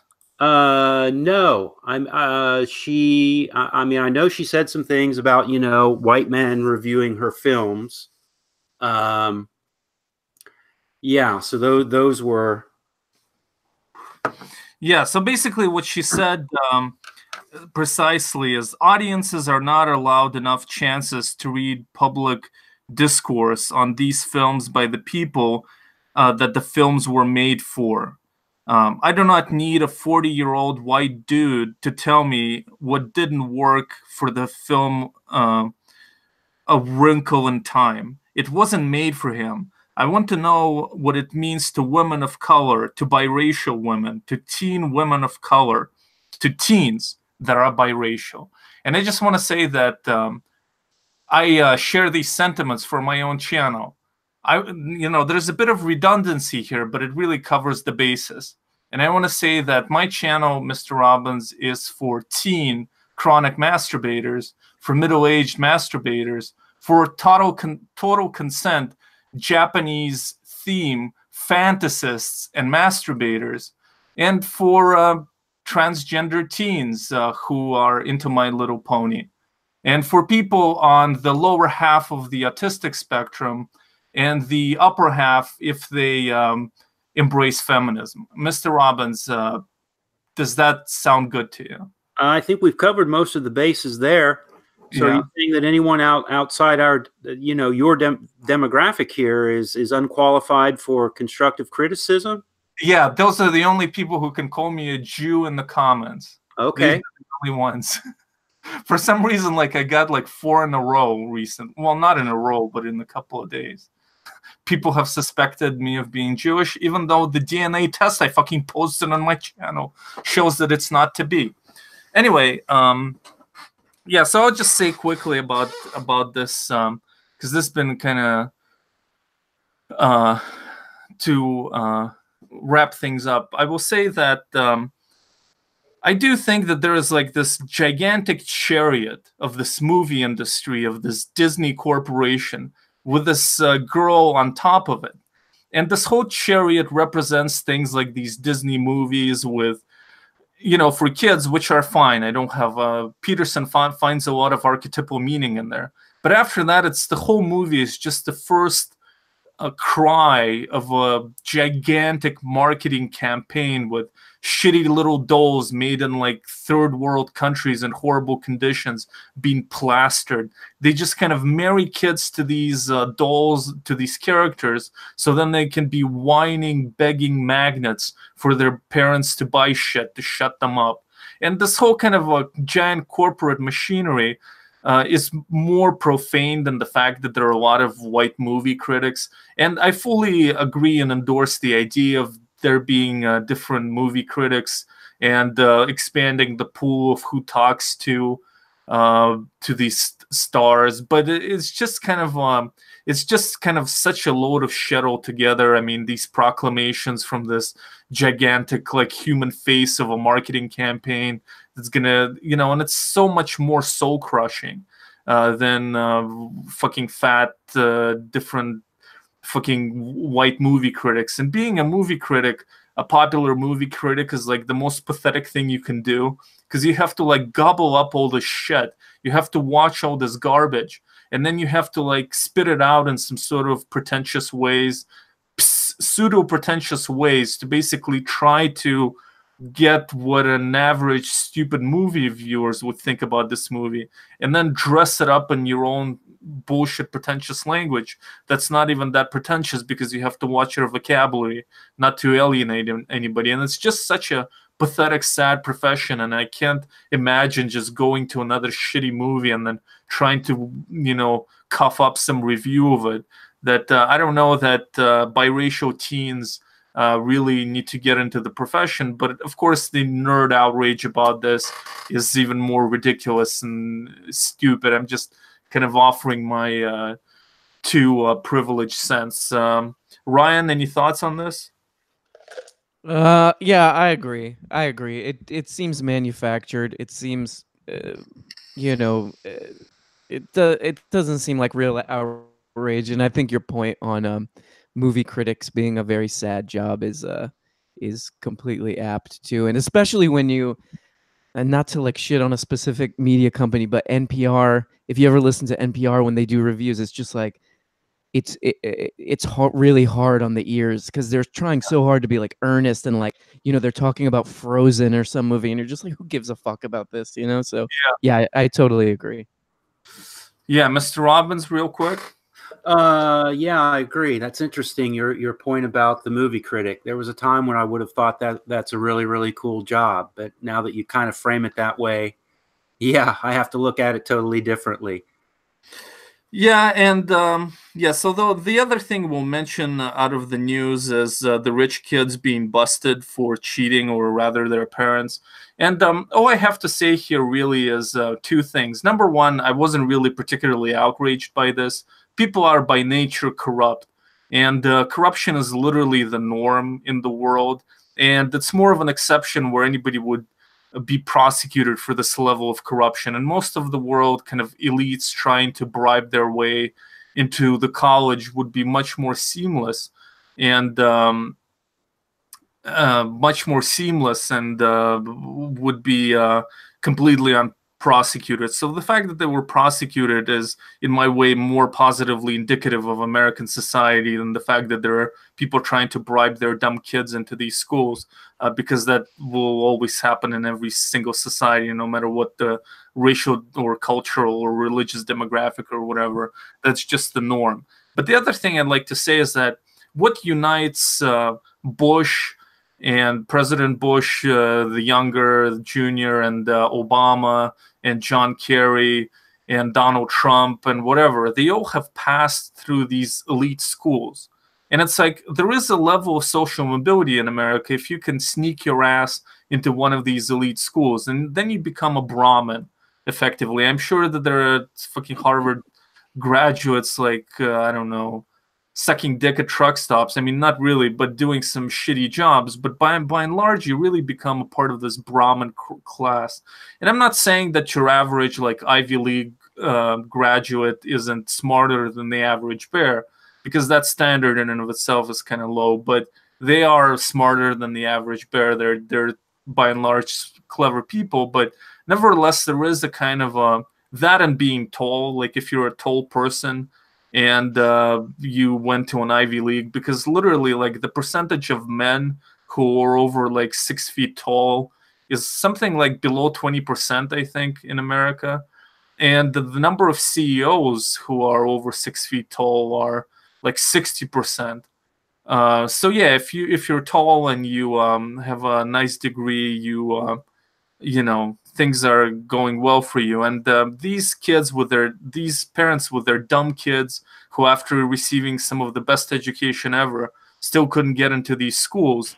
I mean, they're just desperate to push them into an Ivy League, to push them into the Brahmin class, because there's not that many people in the elites who went to a state school. Let's face it, like, not too many CEOs are going to go to the state school unless you started your own business.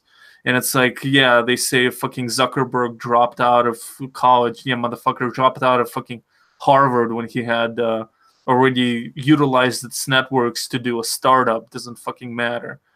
So yeah, I mean, these schools, and if you miss that window, then you're fucked. So this is like, they're these desperate rich parents with their dumb kids trying to push their ass in there with these corrupt coaches and shit. It's not the corruption that's indicative, it's just the power of these institutions. Ryan, did you graduate from college? I'm sure you did. I just barely did. I just barely did, and I totally agree with you. Like it is predictable. Like this is entirely predictable when looked at in terms of this caste system. But also, like, to add to that, another thing I was thinking is college itself is kind of a scam, right? Like I remember like my first days of college when you have to go and buy the textbooks, and all the textbooks are $200 and you have to buy them new. It's like this whole thing, it's not that surprising in the caste system sense, and it's not that surprising in the sense of just being part of another scam. That's what I think about it. Well, it's just a credential. It's just a credential. Like credentials matter, and it's just like a basic like stamp of middle class baseline quality is what a bachelor's degree is. In terms of education, it's next to nothing. You can cruise by without doing anything. Mr. Robbins. No, I mean, like you said, I'm not particularly outraged by this. I mean, I'm a fan of fair play, but you know, fair play gets bypassed all the time. You know, by the time this thing's finally prosecuted, you know, we're going to have dozens and dozens of other reasons to be outraged that have, you know, flown by us. I think I did read, though, that there's like some giant class action lawsuit that's going to be leveled at least against the parents in the schools. Mm-hmm. So I think that, you know, more than anything, especially if the schools get brought into it, is going to be kind of the lesson there. I mean, I'd expect that, because I guess this is being prosecuted as a federal crime. So, you know, the axe is probably going to come down on one or two people to set an example. But other than that, you know, the parents are probably going to get a slap on the wrist. If they get any jail time, it'll be in, you know, a white collar crime, federal prison. So, yeah, I think that class action lawsuit, if that gets leveled at the parents at the schools, I mean, that's going to be where it's really, really hurts them. Yep. So, yeah, I'll quickly mention here PewDiePie being called out by the mass murderer terrorist in New Zealand who killed like 40 plus Muslims in the mosque. And basically, there's another like wave of talking about censorship on YouTube. And my simple point about this is that violent white nationalism existed for a long time, before the internets, before the memes. And right now there's mass immigration going on, and there is a new kind of wave of white nationalism, and it happens to happen online. But I don't think that there is anything unique about this style of communication that makes it happen, because people who are hot and bothered by this would have found ways of becoming violent murderers in another age. So I really don't think that there's anything too special.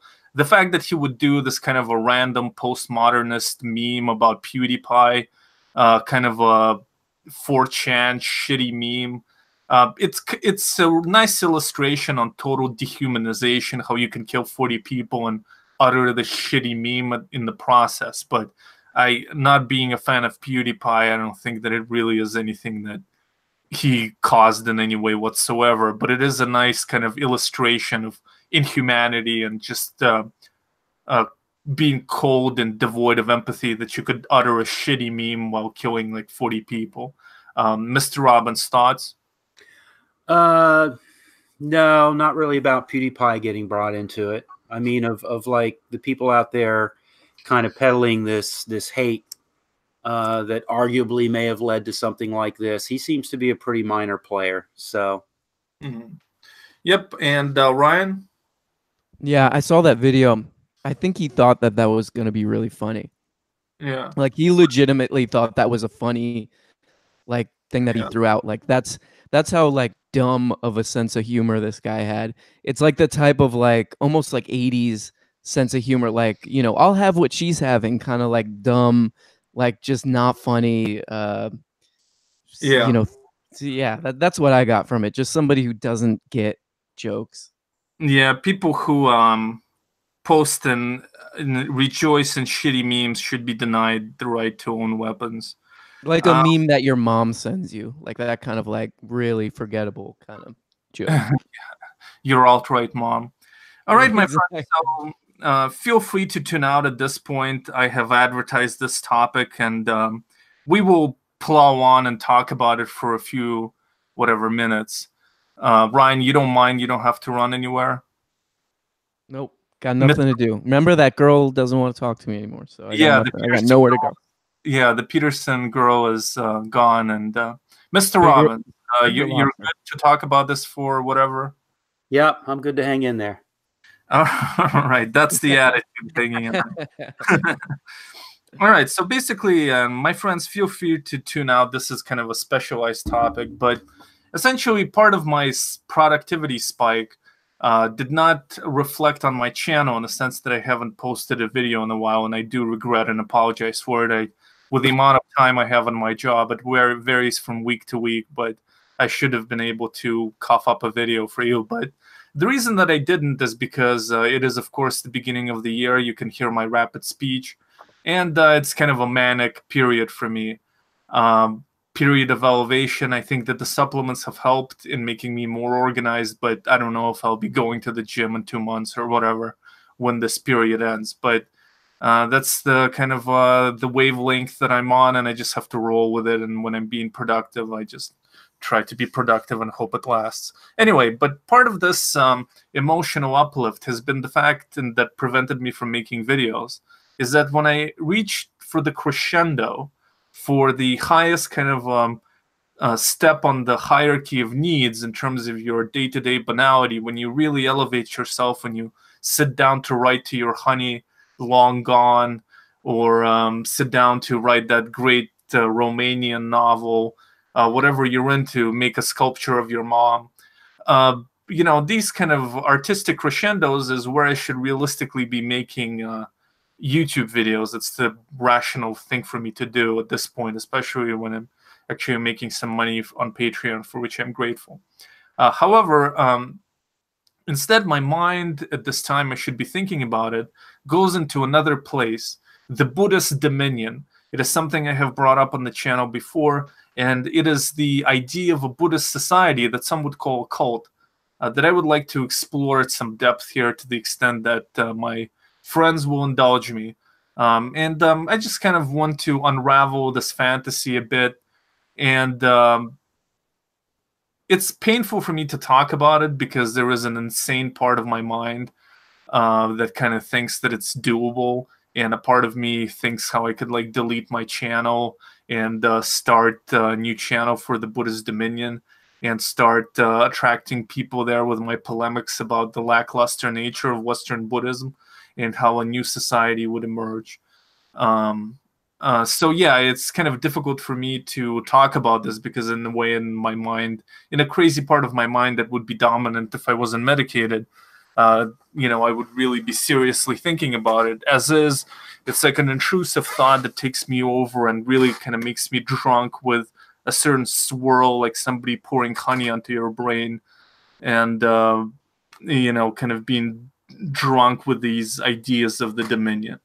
So I guess I would just like to talk about the society and see if Mr. Robbins and Ryan would be kind enough to indulge it, so maybe I can purge it out of my head, though that is unlikely. So, Mr. Robbins, let's say you are so this is how it basically works. There is an outer dominion and an inner dominion. So the outer dominion are normal Buddhist centers where people can go and learn about Buddhism. And then the inner dominion is like a micro state spread out over America and the world, primarily the Western world, but also potentially South Korea and Japan. And they're kind of like a provincial capital surrounded by towns where people follow certain rules of living in the Dominion, and the idea that you're inhabiting Dominion land, I'm sorry, Buddhist lands, Dharma lands, and where you are helping to preserve the lineage of the Dharma, helping to preserve the Buddhist teachings by being lay followers of Buddhism, and also sponsoring the monasteries, which are at the epicenter of preserving the teachings. So you're all part of this project of this micronation of the Dominion that I had, and you are,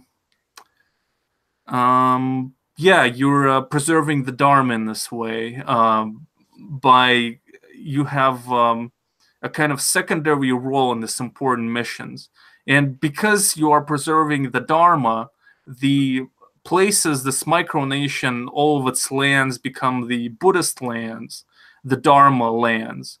And therefore, your patriotic pride toward the Dominion is predicated on these lands holding the Dharma. So the anthem of the Buddhist Dominion would start with something like, "Let our flag burn and our buildings collapse if we don't uphold the Dharma."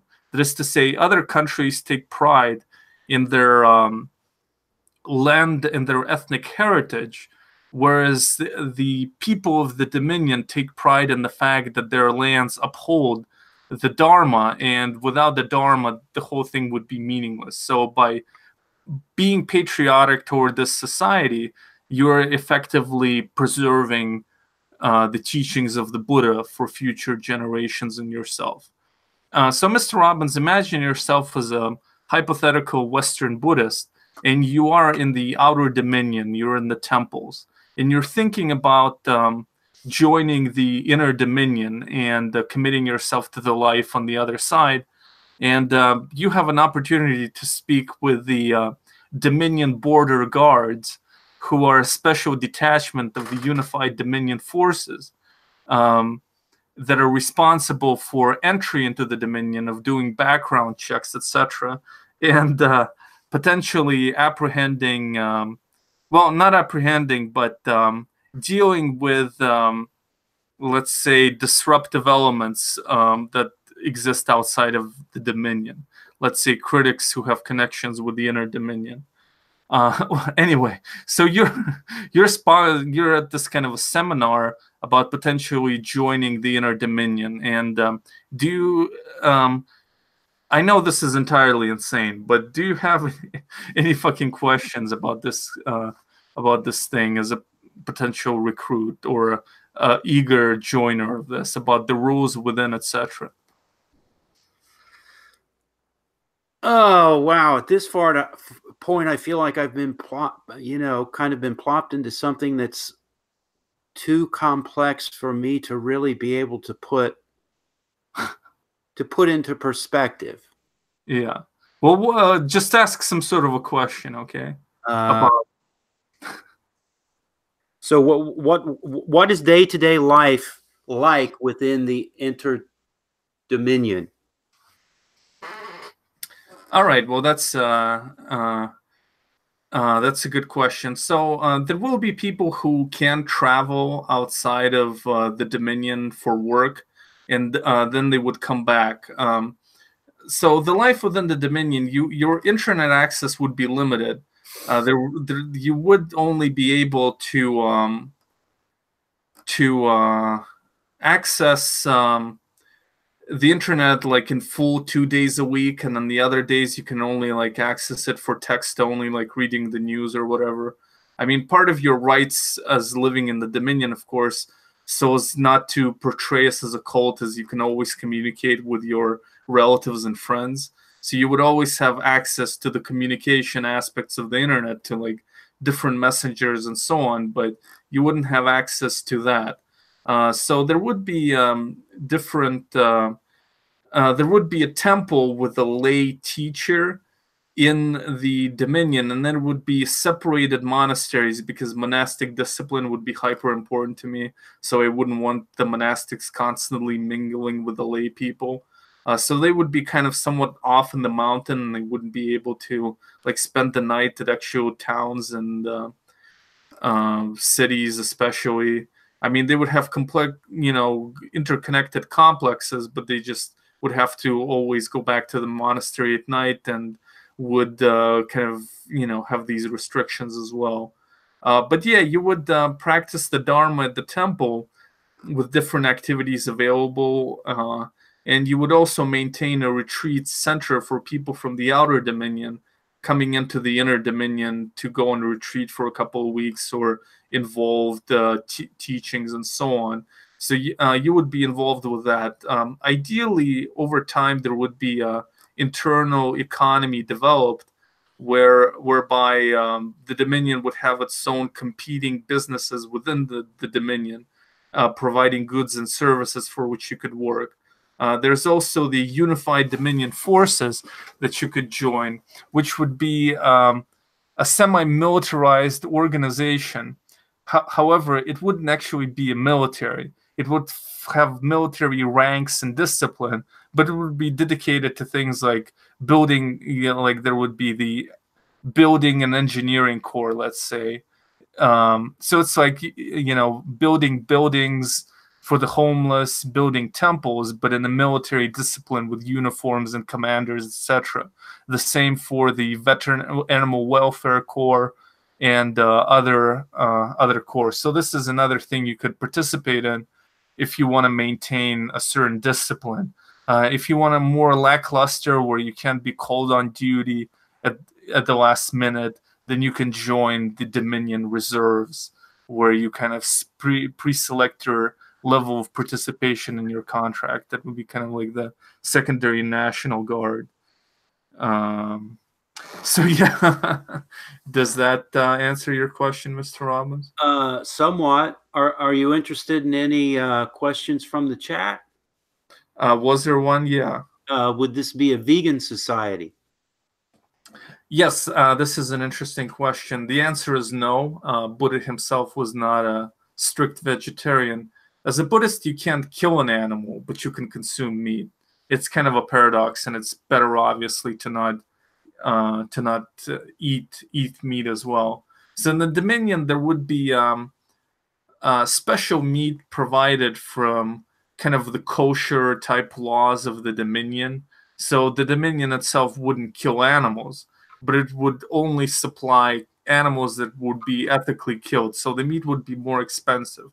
The Dominion would have its own like dairy farms, ethically maintained dairy farms to provide the protein.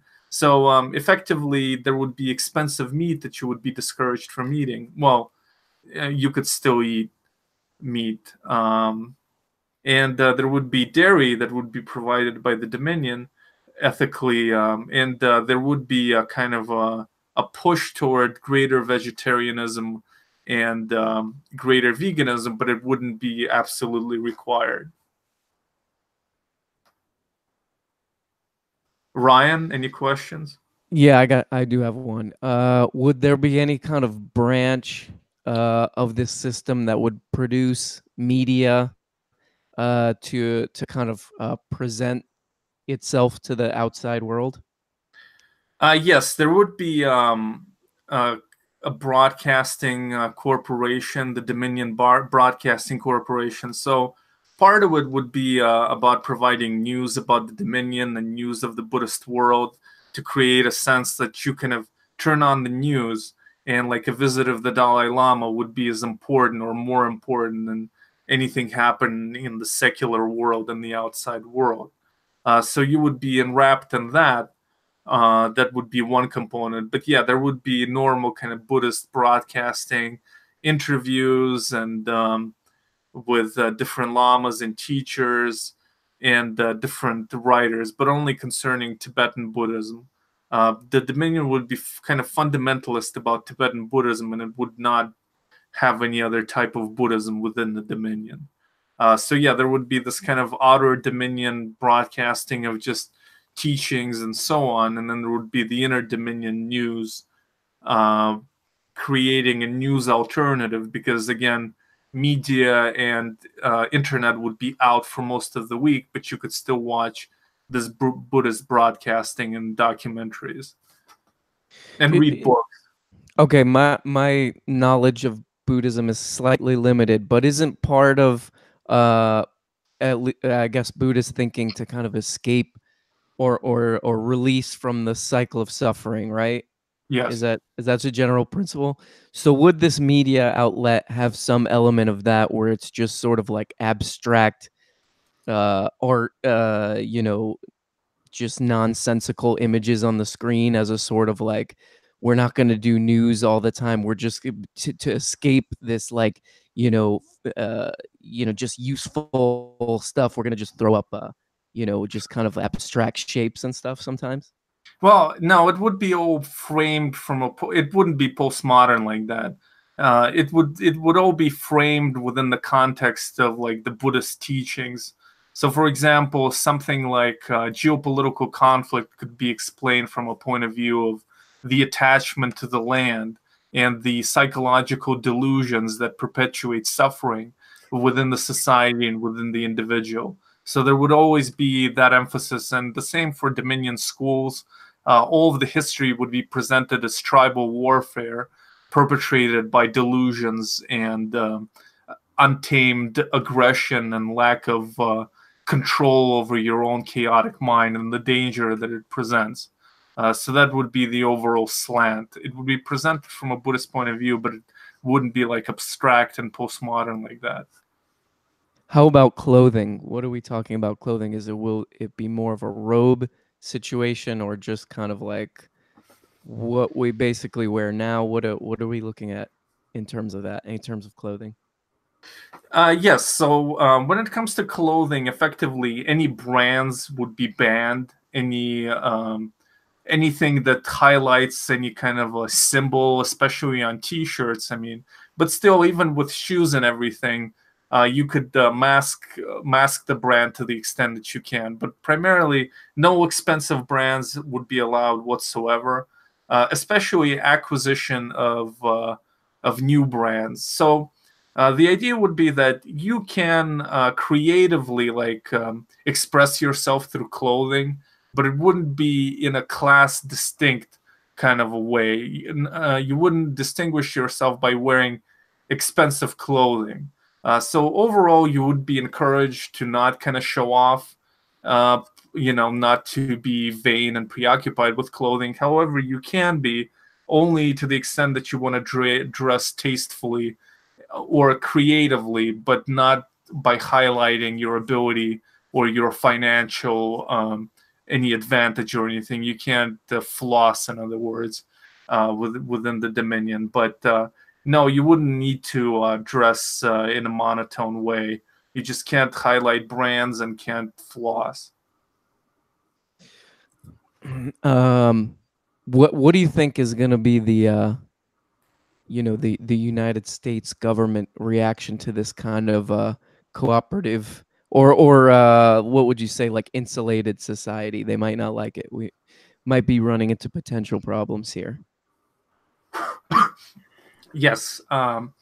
Actually, the Dominion would have, as part of the overall Guards division, there would be an intelligence corps, and effectively they would study any area for a settlement, do a study of their local government, and the liberal, the open-mindedness, let's say, of the community. And the kind of ideal would be to find a rural area with a lot of space where people are more open-minded and then not cause waves and have the Dominion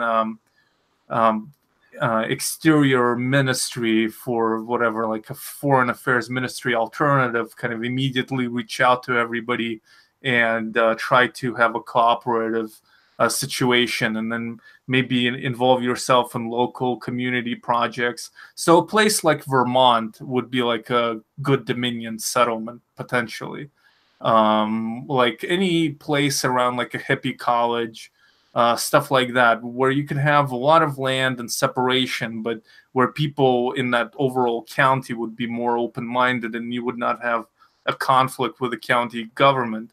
But also you wouldn't want to cause waves and throw your weight around, kind of find that balance of standing on your interest and not like voting for your own party, let's say, creating your own party and voting for it into the county government so as not to create this alien political force and instead of work and co-opt existing politicians. But I really didn't anticipate having like conflicts with the federal government because if you develop connections with like senators and congressmen, you can kind of co-opt that.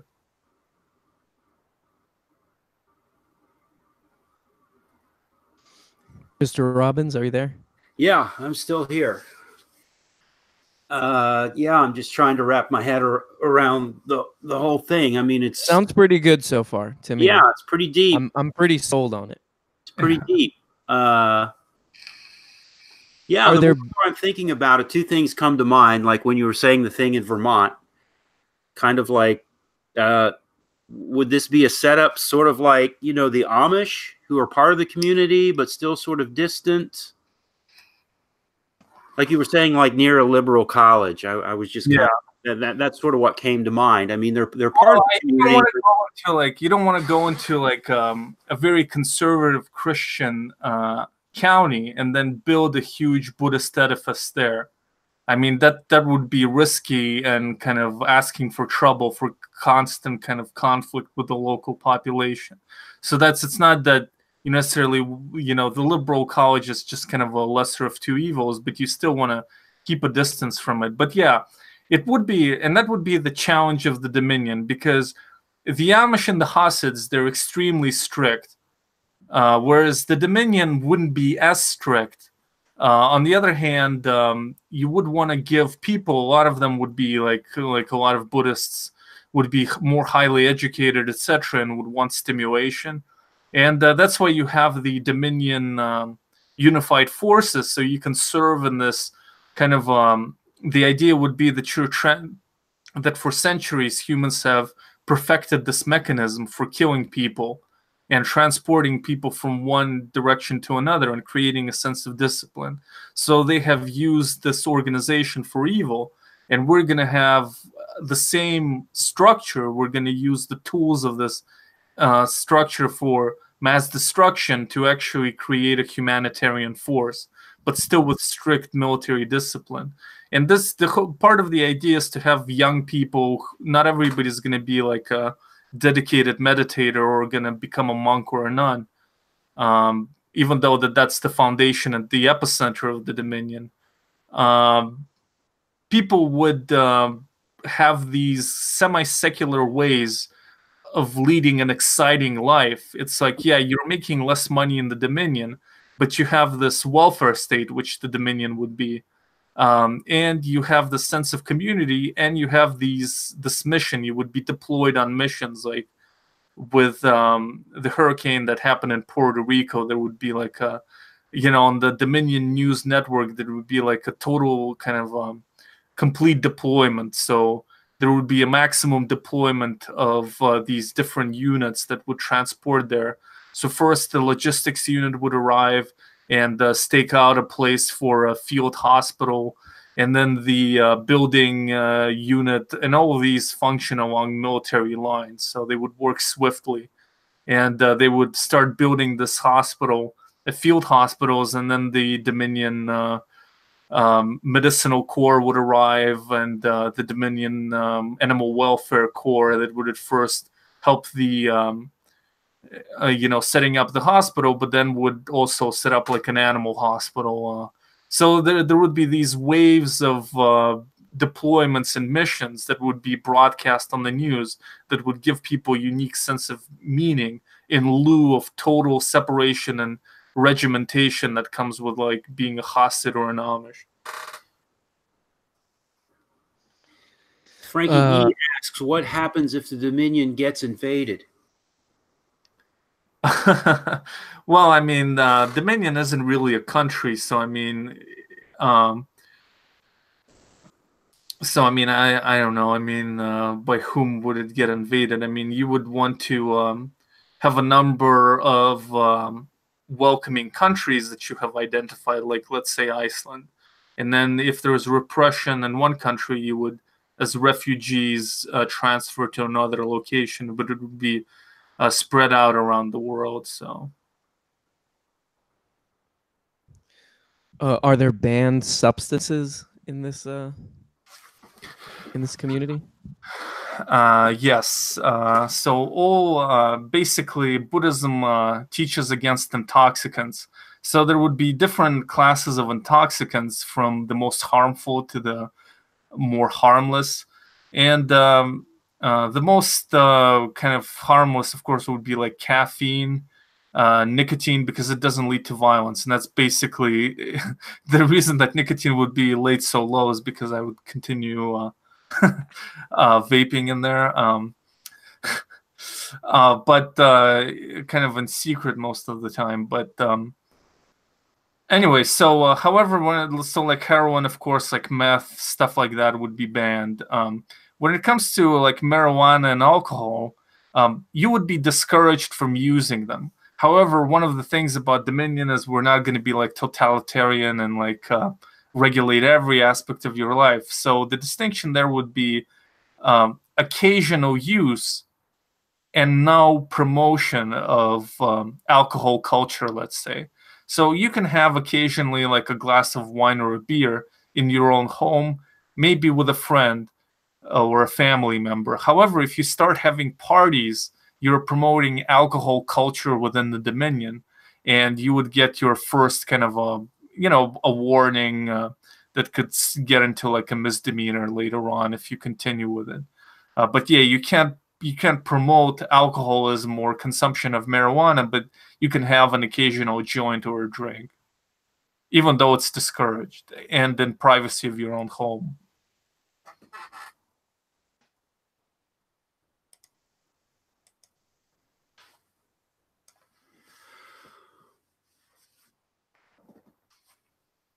And I guess, male to female relationships, they're sort of,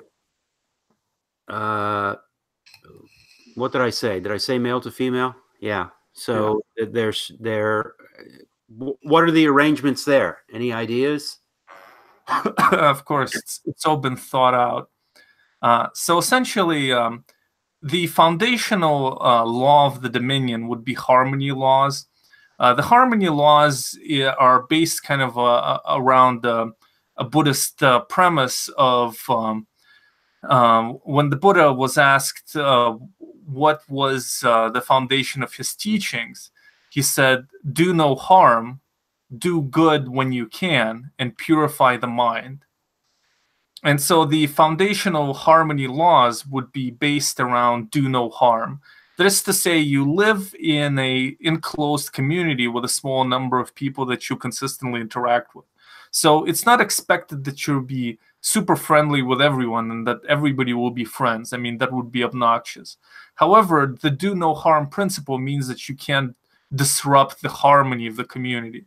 So if you don't like somebody in the community, you can say so to your friends, let's say, and your loved ones. However, if you go around telling everybody that this person is a piece of shit, you would be on a campaign, on a gossip campaign that would violate the harmony laws. Now, doesn't mean you're going to be kicked out for anything. It just would be a warning type of thing that you really have to abuse to get kicked out. I mean, but nevertheless, that would be clearly discouraged. So when it comes to relationships, it kind of follows the same principle that, let's say you were married and then you had an affair with another man's wife. So this would be something that, as long as it was like an organic, authentic relationship, it wouldn't really count against you. However, if it turns out that you are going around hitting on different women, etc., that you're really thirsty, you're disrupting the harmony of the Dominion, so you would get a warning and potentially be kicked out for like sexual harassment or just being too thirsty, especially if you're older and married. So there wouldn't be like a total enforcement of family propriety, but there would be a nudge, kind of a nudge in that direction. And if you're just trying to be a womanizer or alternatively, a seductress, whatever, if you're causing disharmony with your sexual behavior, then you would be dinged for that. And are there like any limits on procreation? I mean, like numbers. How would it be gauged? Like what's healthy for the community? Hmm. Well, so procreation naturally is the easiest way of getting recruits. Uh, so procreation would be heavily encouraged, and there would be a special department of family department that would, like that, basically uh, making parenthood as seamless as possible to the extent. So there would be extensive like kindergarten programs. So the elders, the like retired people, if they want to, would be strongly encouraged to be parts of this kindergarten. Like school kids, teenagers would be encouraged to also be like babysitters in this kindergarten. So there would be a collective raising of children in a kind of a kindergarten institutional setting that would release some of the burden from parenthood and allow there would be like mass purchases of diapers, etc., to make everything as cheap as possible. So yeah, I mean, procreation would be heavily encouraged. Oh, I got another question. What about the importance of chanting, right? Maybe not just chanting, but would chanting maybe expand to just sort of like live performance, uh, like large scale kind of like almost like concert type of thing, or would it just be the classic chanting situation? Yes, definitely. I mean, this would be a huge part of it. Kind of community festivals are something that's completely kind of missing from the secular world, and all of the Dominion, Dominion lands would be basically organized around pedestrians and bicycles. So the cars would have to be parked outside of the Dominion, well, in special like parking, aside from like official or emergency cars, or like for if somebody has a disability. But yeah, so there would be big kind of squares, and there would be two squares in the Dominion provincial capitals. One would be the secular square for kind of more secular type festivals, just for kind of having friendly fun. And there would be the religious squares, and their big festivals would take place for like the birth of the Buddha. The arrival of different lamas would be a big occasion, a big celebration. So all the community would gather from different villages to the provincial capital for these celebrations. And yeah, chanting, recitation of mantras, religious activities would be huge. And specifically group chanting would be really important. Do you know about the Source family? Have you watched that Source family documentary? No. So it might be a source of inspiration. But one thing that they did was they had like a health food store, I think, in California, and that was like their source of income, kind of. And they were like a communal, I guess like a utopian communal type of thing. Would are you planning on doing some kind of a having some kind of a like out in the real world source of like money or something to kind of like finance stuff? Yeah, definitely. Yeah, there would be like a number of these enterprises. Now they wouldn't be. You couldn't produce trivial things like cosmetics, but things like kind of healthcare and supplements, utensils. Basically, the Dominion would try to be as self-sufficient as possible, having an internal economy where a person could buy goods from the outside, and that's fine. But the Dominion would still try to compete with its own products and also sell them on the external market. Like the Dominion would also like be heavily involved in like finances and financial investments. Basically, the idea would be to maximize capital so as not to tax the population, so as to create the most favorable environments within the Dominion So as you know, so people wouldn't want to leave it because they're taxed at a crazy percent, you know.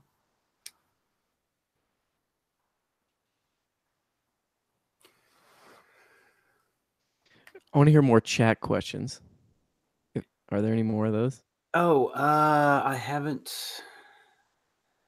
No, there was something earlier about stratification being necessary, like kind of a military, a government. I actually have one more question. Could I ask one more question, actually? Go ahead, yeah. I think this is a pretty important one. I know you're a big fan of Stefan Molyneux. Are you gonna like not let certain IQ people into the space, or? No. Well, actually, the criteria for entry the Dominion would be basically a predisposition toward harmonious behavior, if you like, a kind of you know, trait agreeableness would be, you know, and that would be there would be careful studies of how to try to identify people for that trait, agreeableness. And the second one would be a work ethic and, of course, lack of violence in the past. But yeah, work ethic would be, and agreeableness would be the main criteria. Now, if somebody has specialized skills like being a doctor, they would be fast tracked, presuming they, you know.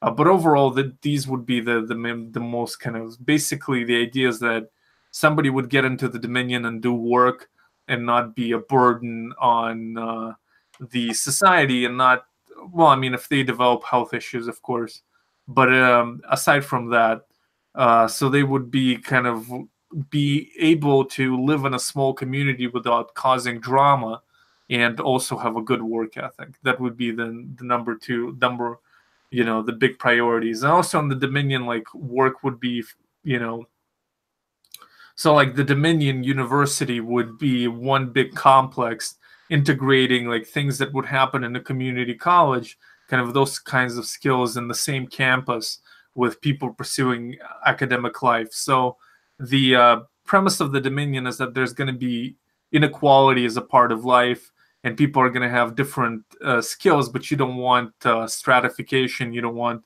to the extent possible, have people living in one kind of a social sphere and not being segmented like they are in the wider world. So there would be some form of like barrier to entry, or some kind of like application process to even be part of the this ideal society. Well, definitely. I mean, in the beginning, maybe not so much, but eventually, yeah, because essentially the idea of the Dominion is that all of you in the Dominion are holders of the Dharma. So the core holders of the Dharma are the monks and the nuns, the monastics. So there would be a cult of the monastics. On the other hand, not everybody is going to be a monastic, and so there are supporting lay communities who support their local monastery nunnery. And so the idea is that you are kind of a fortress of the Dharma. So it's not a kind of you are a select person if you join. You're not a regular kind of a person. And you're kind of committing to this lifestyle.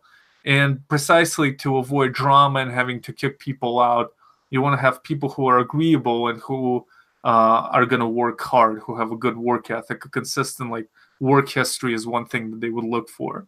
And like the Dominion border guards would do a background check, checking with all of your employers, seeing whether they can gather information about your agreeableness, conflicts within the workplace, and whether you had a lot of absenteeism and poor work ethic. So it'll be a very thorough process as far as becoming entering a Dominion.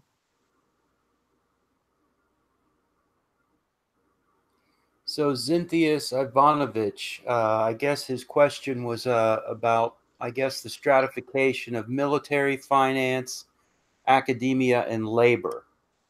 Would these all be, I guess, separate entities? Mm-hmm. Financially, it would all be controlled by the Treasury Ministry. They would be like, one of the big things I would be obsessed with is corruption and mishandling of funds. So the Treasury Ministry would have a pool of finances for all of these, and they would allocate them depending on need, and would do audits. And then there would be external audits from separate like accounting firms of the Treasury Ministry, because like money and transparency, maximum transparency possible as far as for the officials is would be most important. So anyway, this kind of gives you an idea of the leaps that I go into my mind, and how much time I spent thinking about this. The last thing I'll mention is kind of my role within the Dominion, and maybe if you have questions about it, and then we'll wrap it up. But so I would be the head of the Dominion, which would make me an equivalent of a president of this micronation. However, I myself, like, the constant refrain would be that I'm not a religious leader, that I am the head administrator of a religious society. In other words, Buddhism is not denominational in nature. It's built around a relationship between a teacher and disciple, between a lama and a disciple. And therefore, the idea of a head of, religious head of the whole enterprise would not be appropriate. And aside from that, I would consistently say that I'm a bad student, that I'm unworthy on a variety of fronts to be any kind of a religious leader. I haven't gone through a retreat. I don't have the learning or the discipline to do it. I would be forbidden from giving speeches inside of temples, standing with the Buddha in the background while I talk. However, through the treasury, effectively, I would control the religious life, but more in kind of subtle, unofficial ways. So the actual head of the, there would be the head lama, who would be kind of the head representative of all the lamas. Then there would be the head of the head nun and the head monk underneath him. However, they would not handle finances. The finances would be handled by the religious department, with the idea that you don't want lamas to be corrupted by money. So because I would control that, I would effectively control the religious life in that sense beyond the scenes, but I wouldn't myself invent a new version of Buddhism. The Buddhism would be Orthodox Tibetan Buddhism of a specific school. And so under the harmony laws, the Dominion can expel a monk or a nun or a religious leader for violating the harmony laws, but they can't kick them out of, kind of excommunicate them from Buddhism. And hypothetically speaking, their students would still have the right to interact with them. They just couldn't. They just would have to go outside of the Dominion to do so if they want to stay in the Dominion. So there would be a dual kind of structure there that would give me always the idea that I'm not the religious leader, I am the secular head. And eventually there would be kind of like a parliament consisting of local mayors who would, of local heads of local towns. They, out of their own ranks, would select the governor who would preside over the province, the provincial, he would be the head of the provincial capital and the head of the province. The mayors would elect him. The town elders would elect the mayors.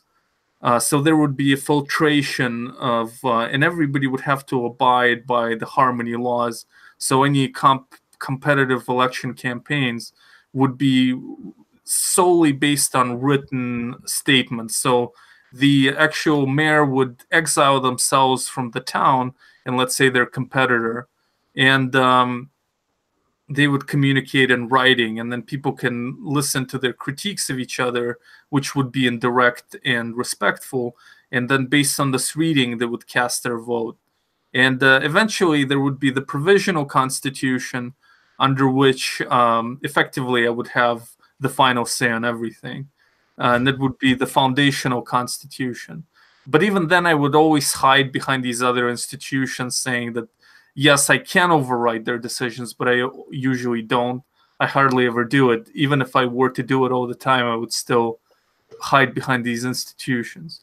But then when I pass away, there would be a new head of the Dominion, and they would have way reduced powers. I mean, they would at that point, hopefully the Democratic and the Harmony judiciary would actually kind of start functioning on its own without my interference. All right. So, any final questions? No, nothing for me. Ryan? I think that's it. I think, yeah. I'm in. I'm in. Yeah. So, yeah, this is just an extent of, look, there's appropriately a picture of Vladimir Putin back there. But, yeah, so that's just the extent of my manic fantasy. Like, you have to kind of realize that in the back of my head, I do, well, like an insane part of me wants this to be feasible. And this is what I think about, like, all the time. All the time, and I wish it would kind of get out of my head. But when it does envelop me, I get consumed, and I really am dedicated to it. So, okay, my friends, well, nobody's watching, I'm sure, by this time. But thank you for watching to whoever is. Long live the Dominion. Long live the Dominion. Thank you for watching.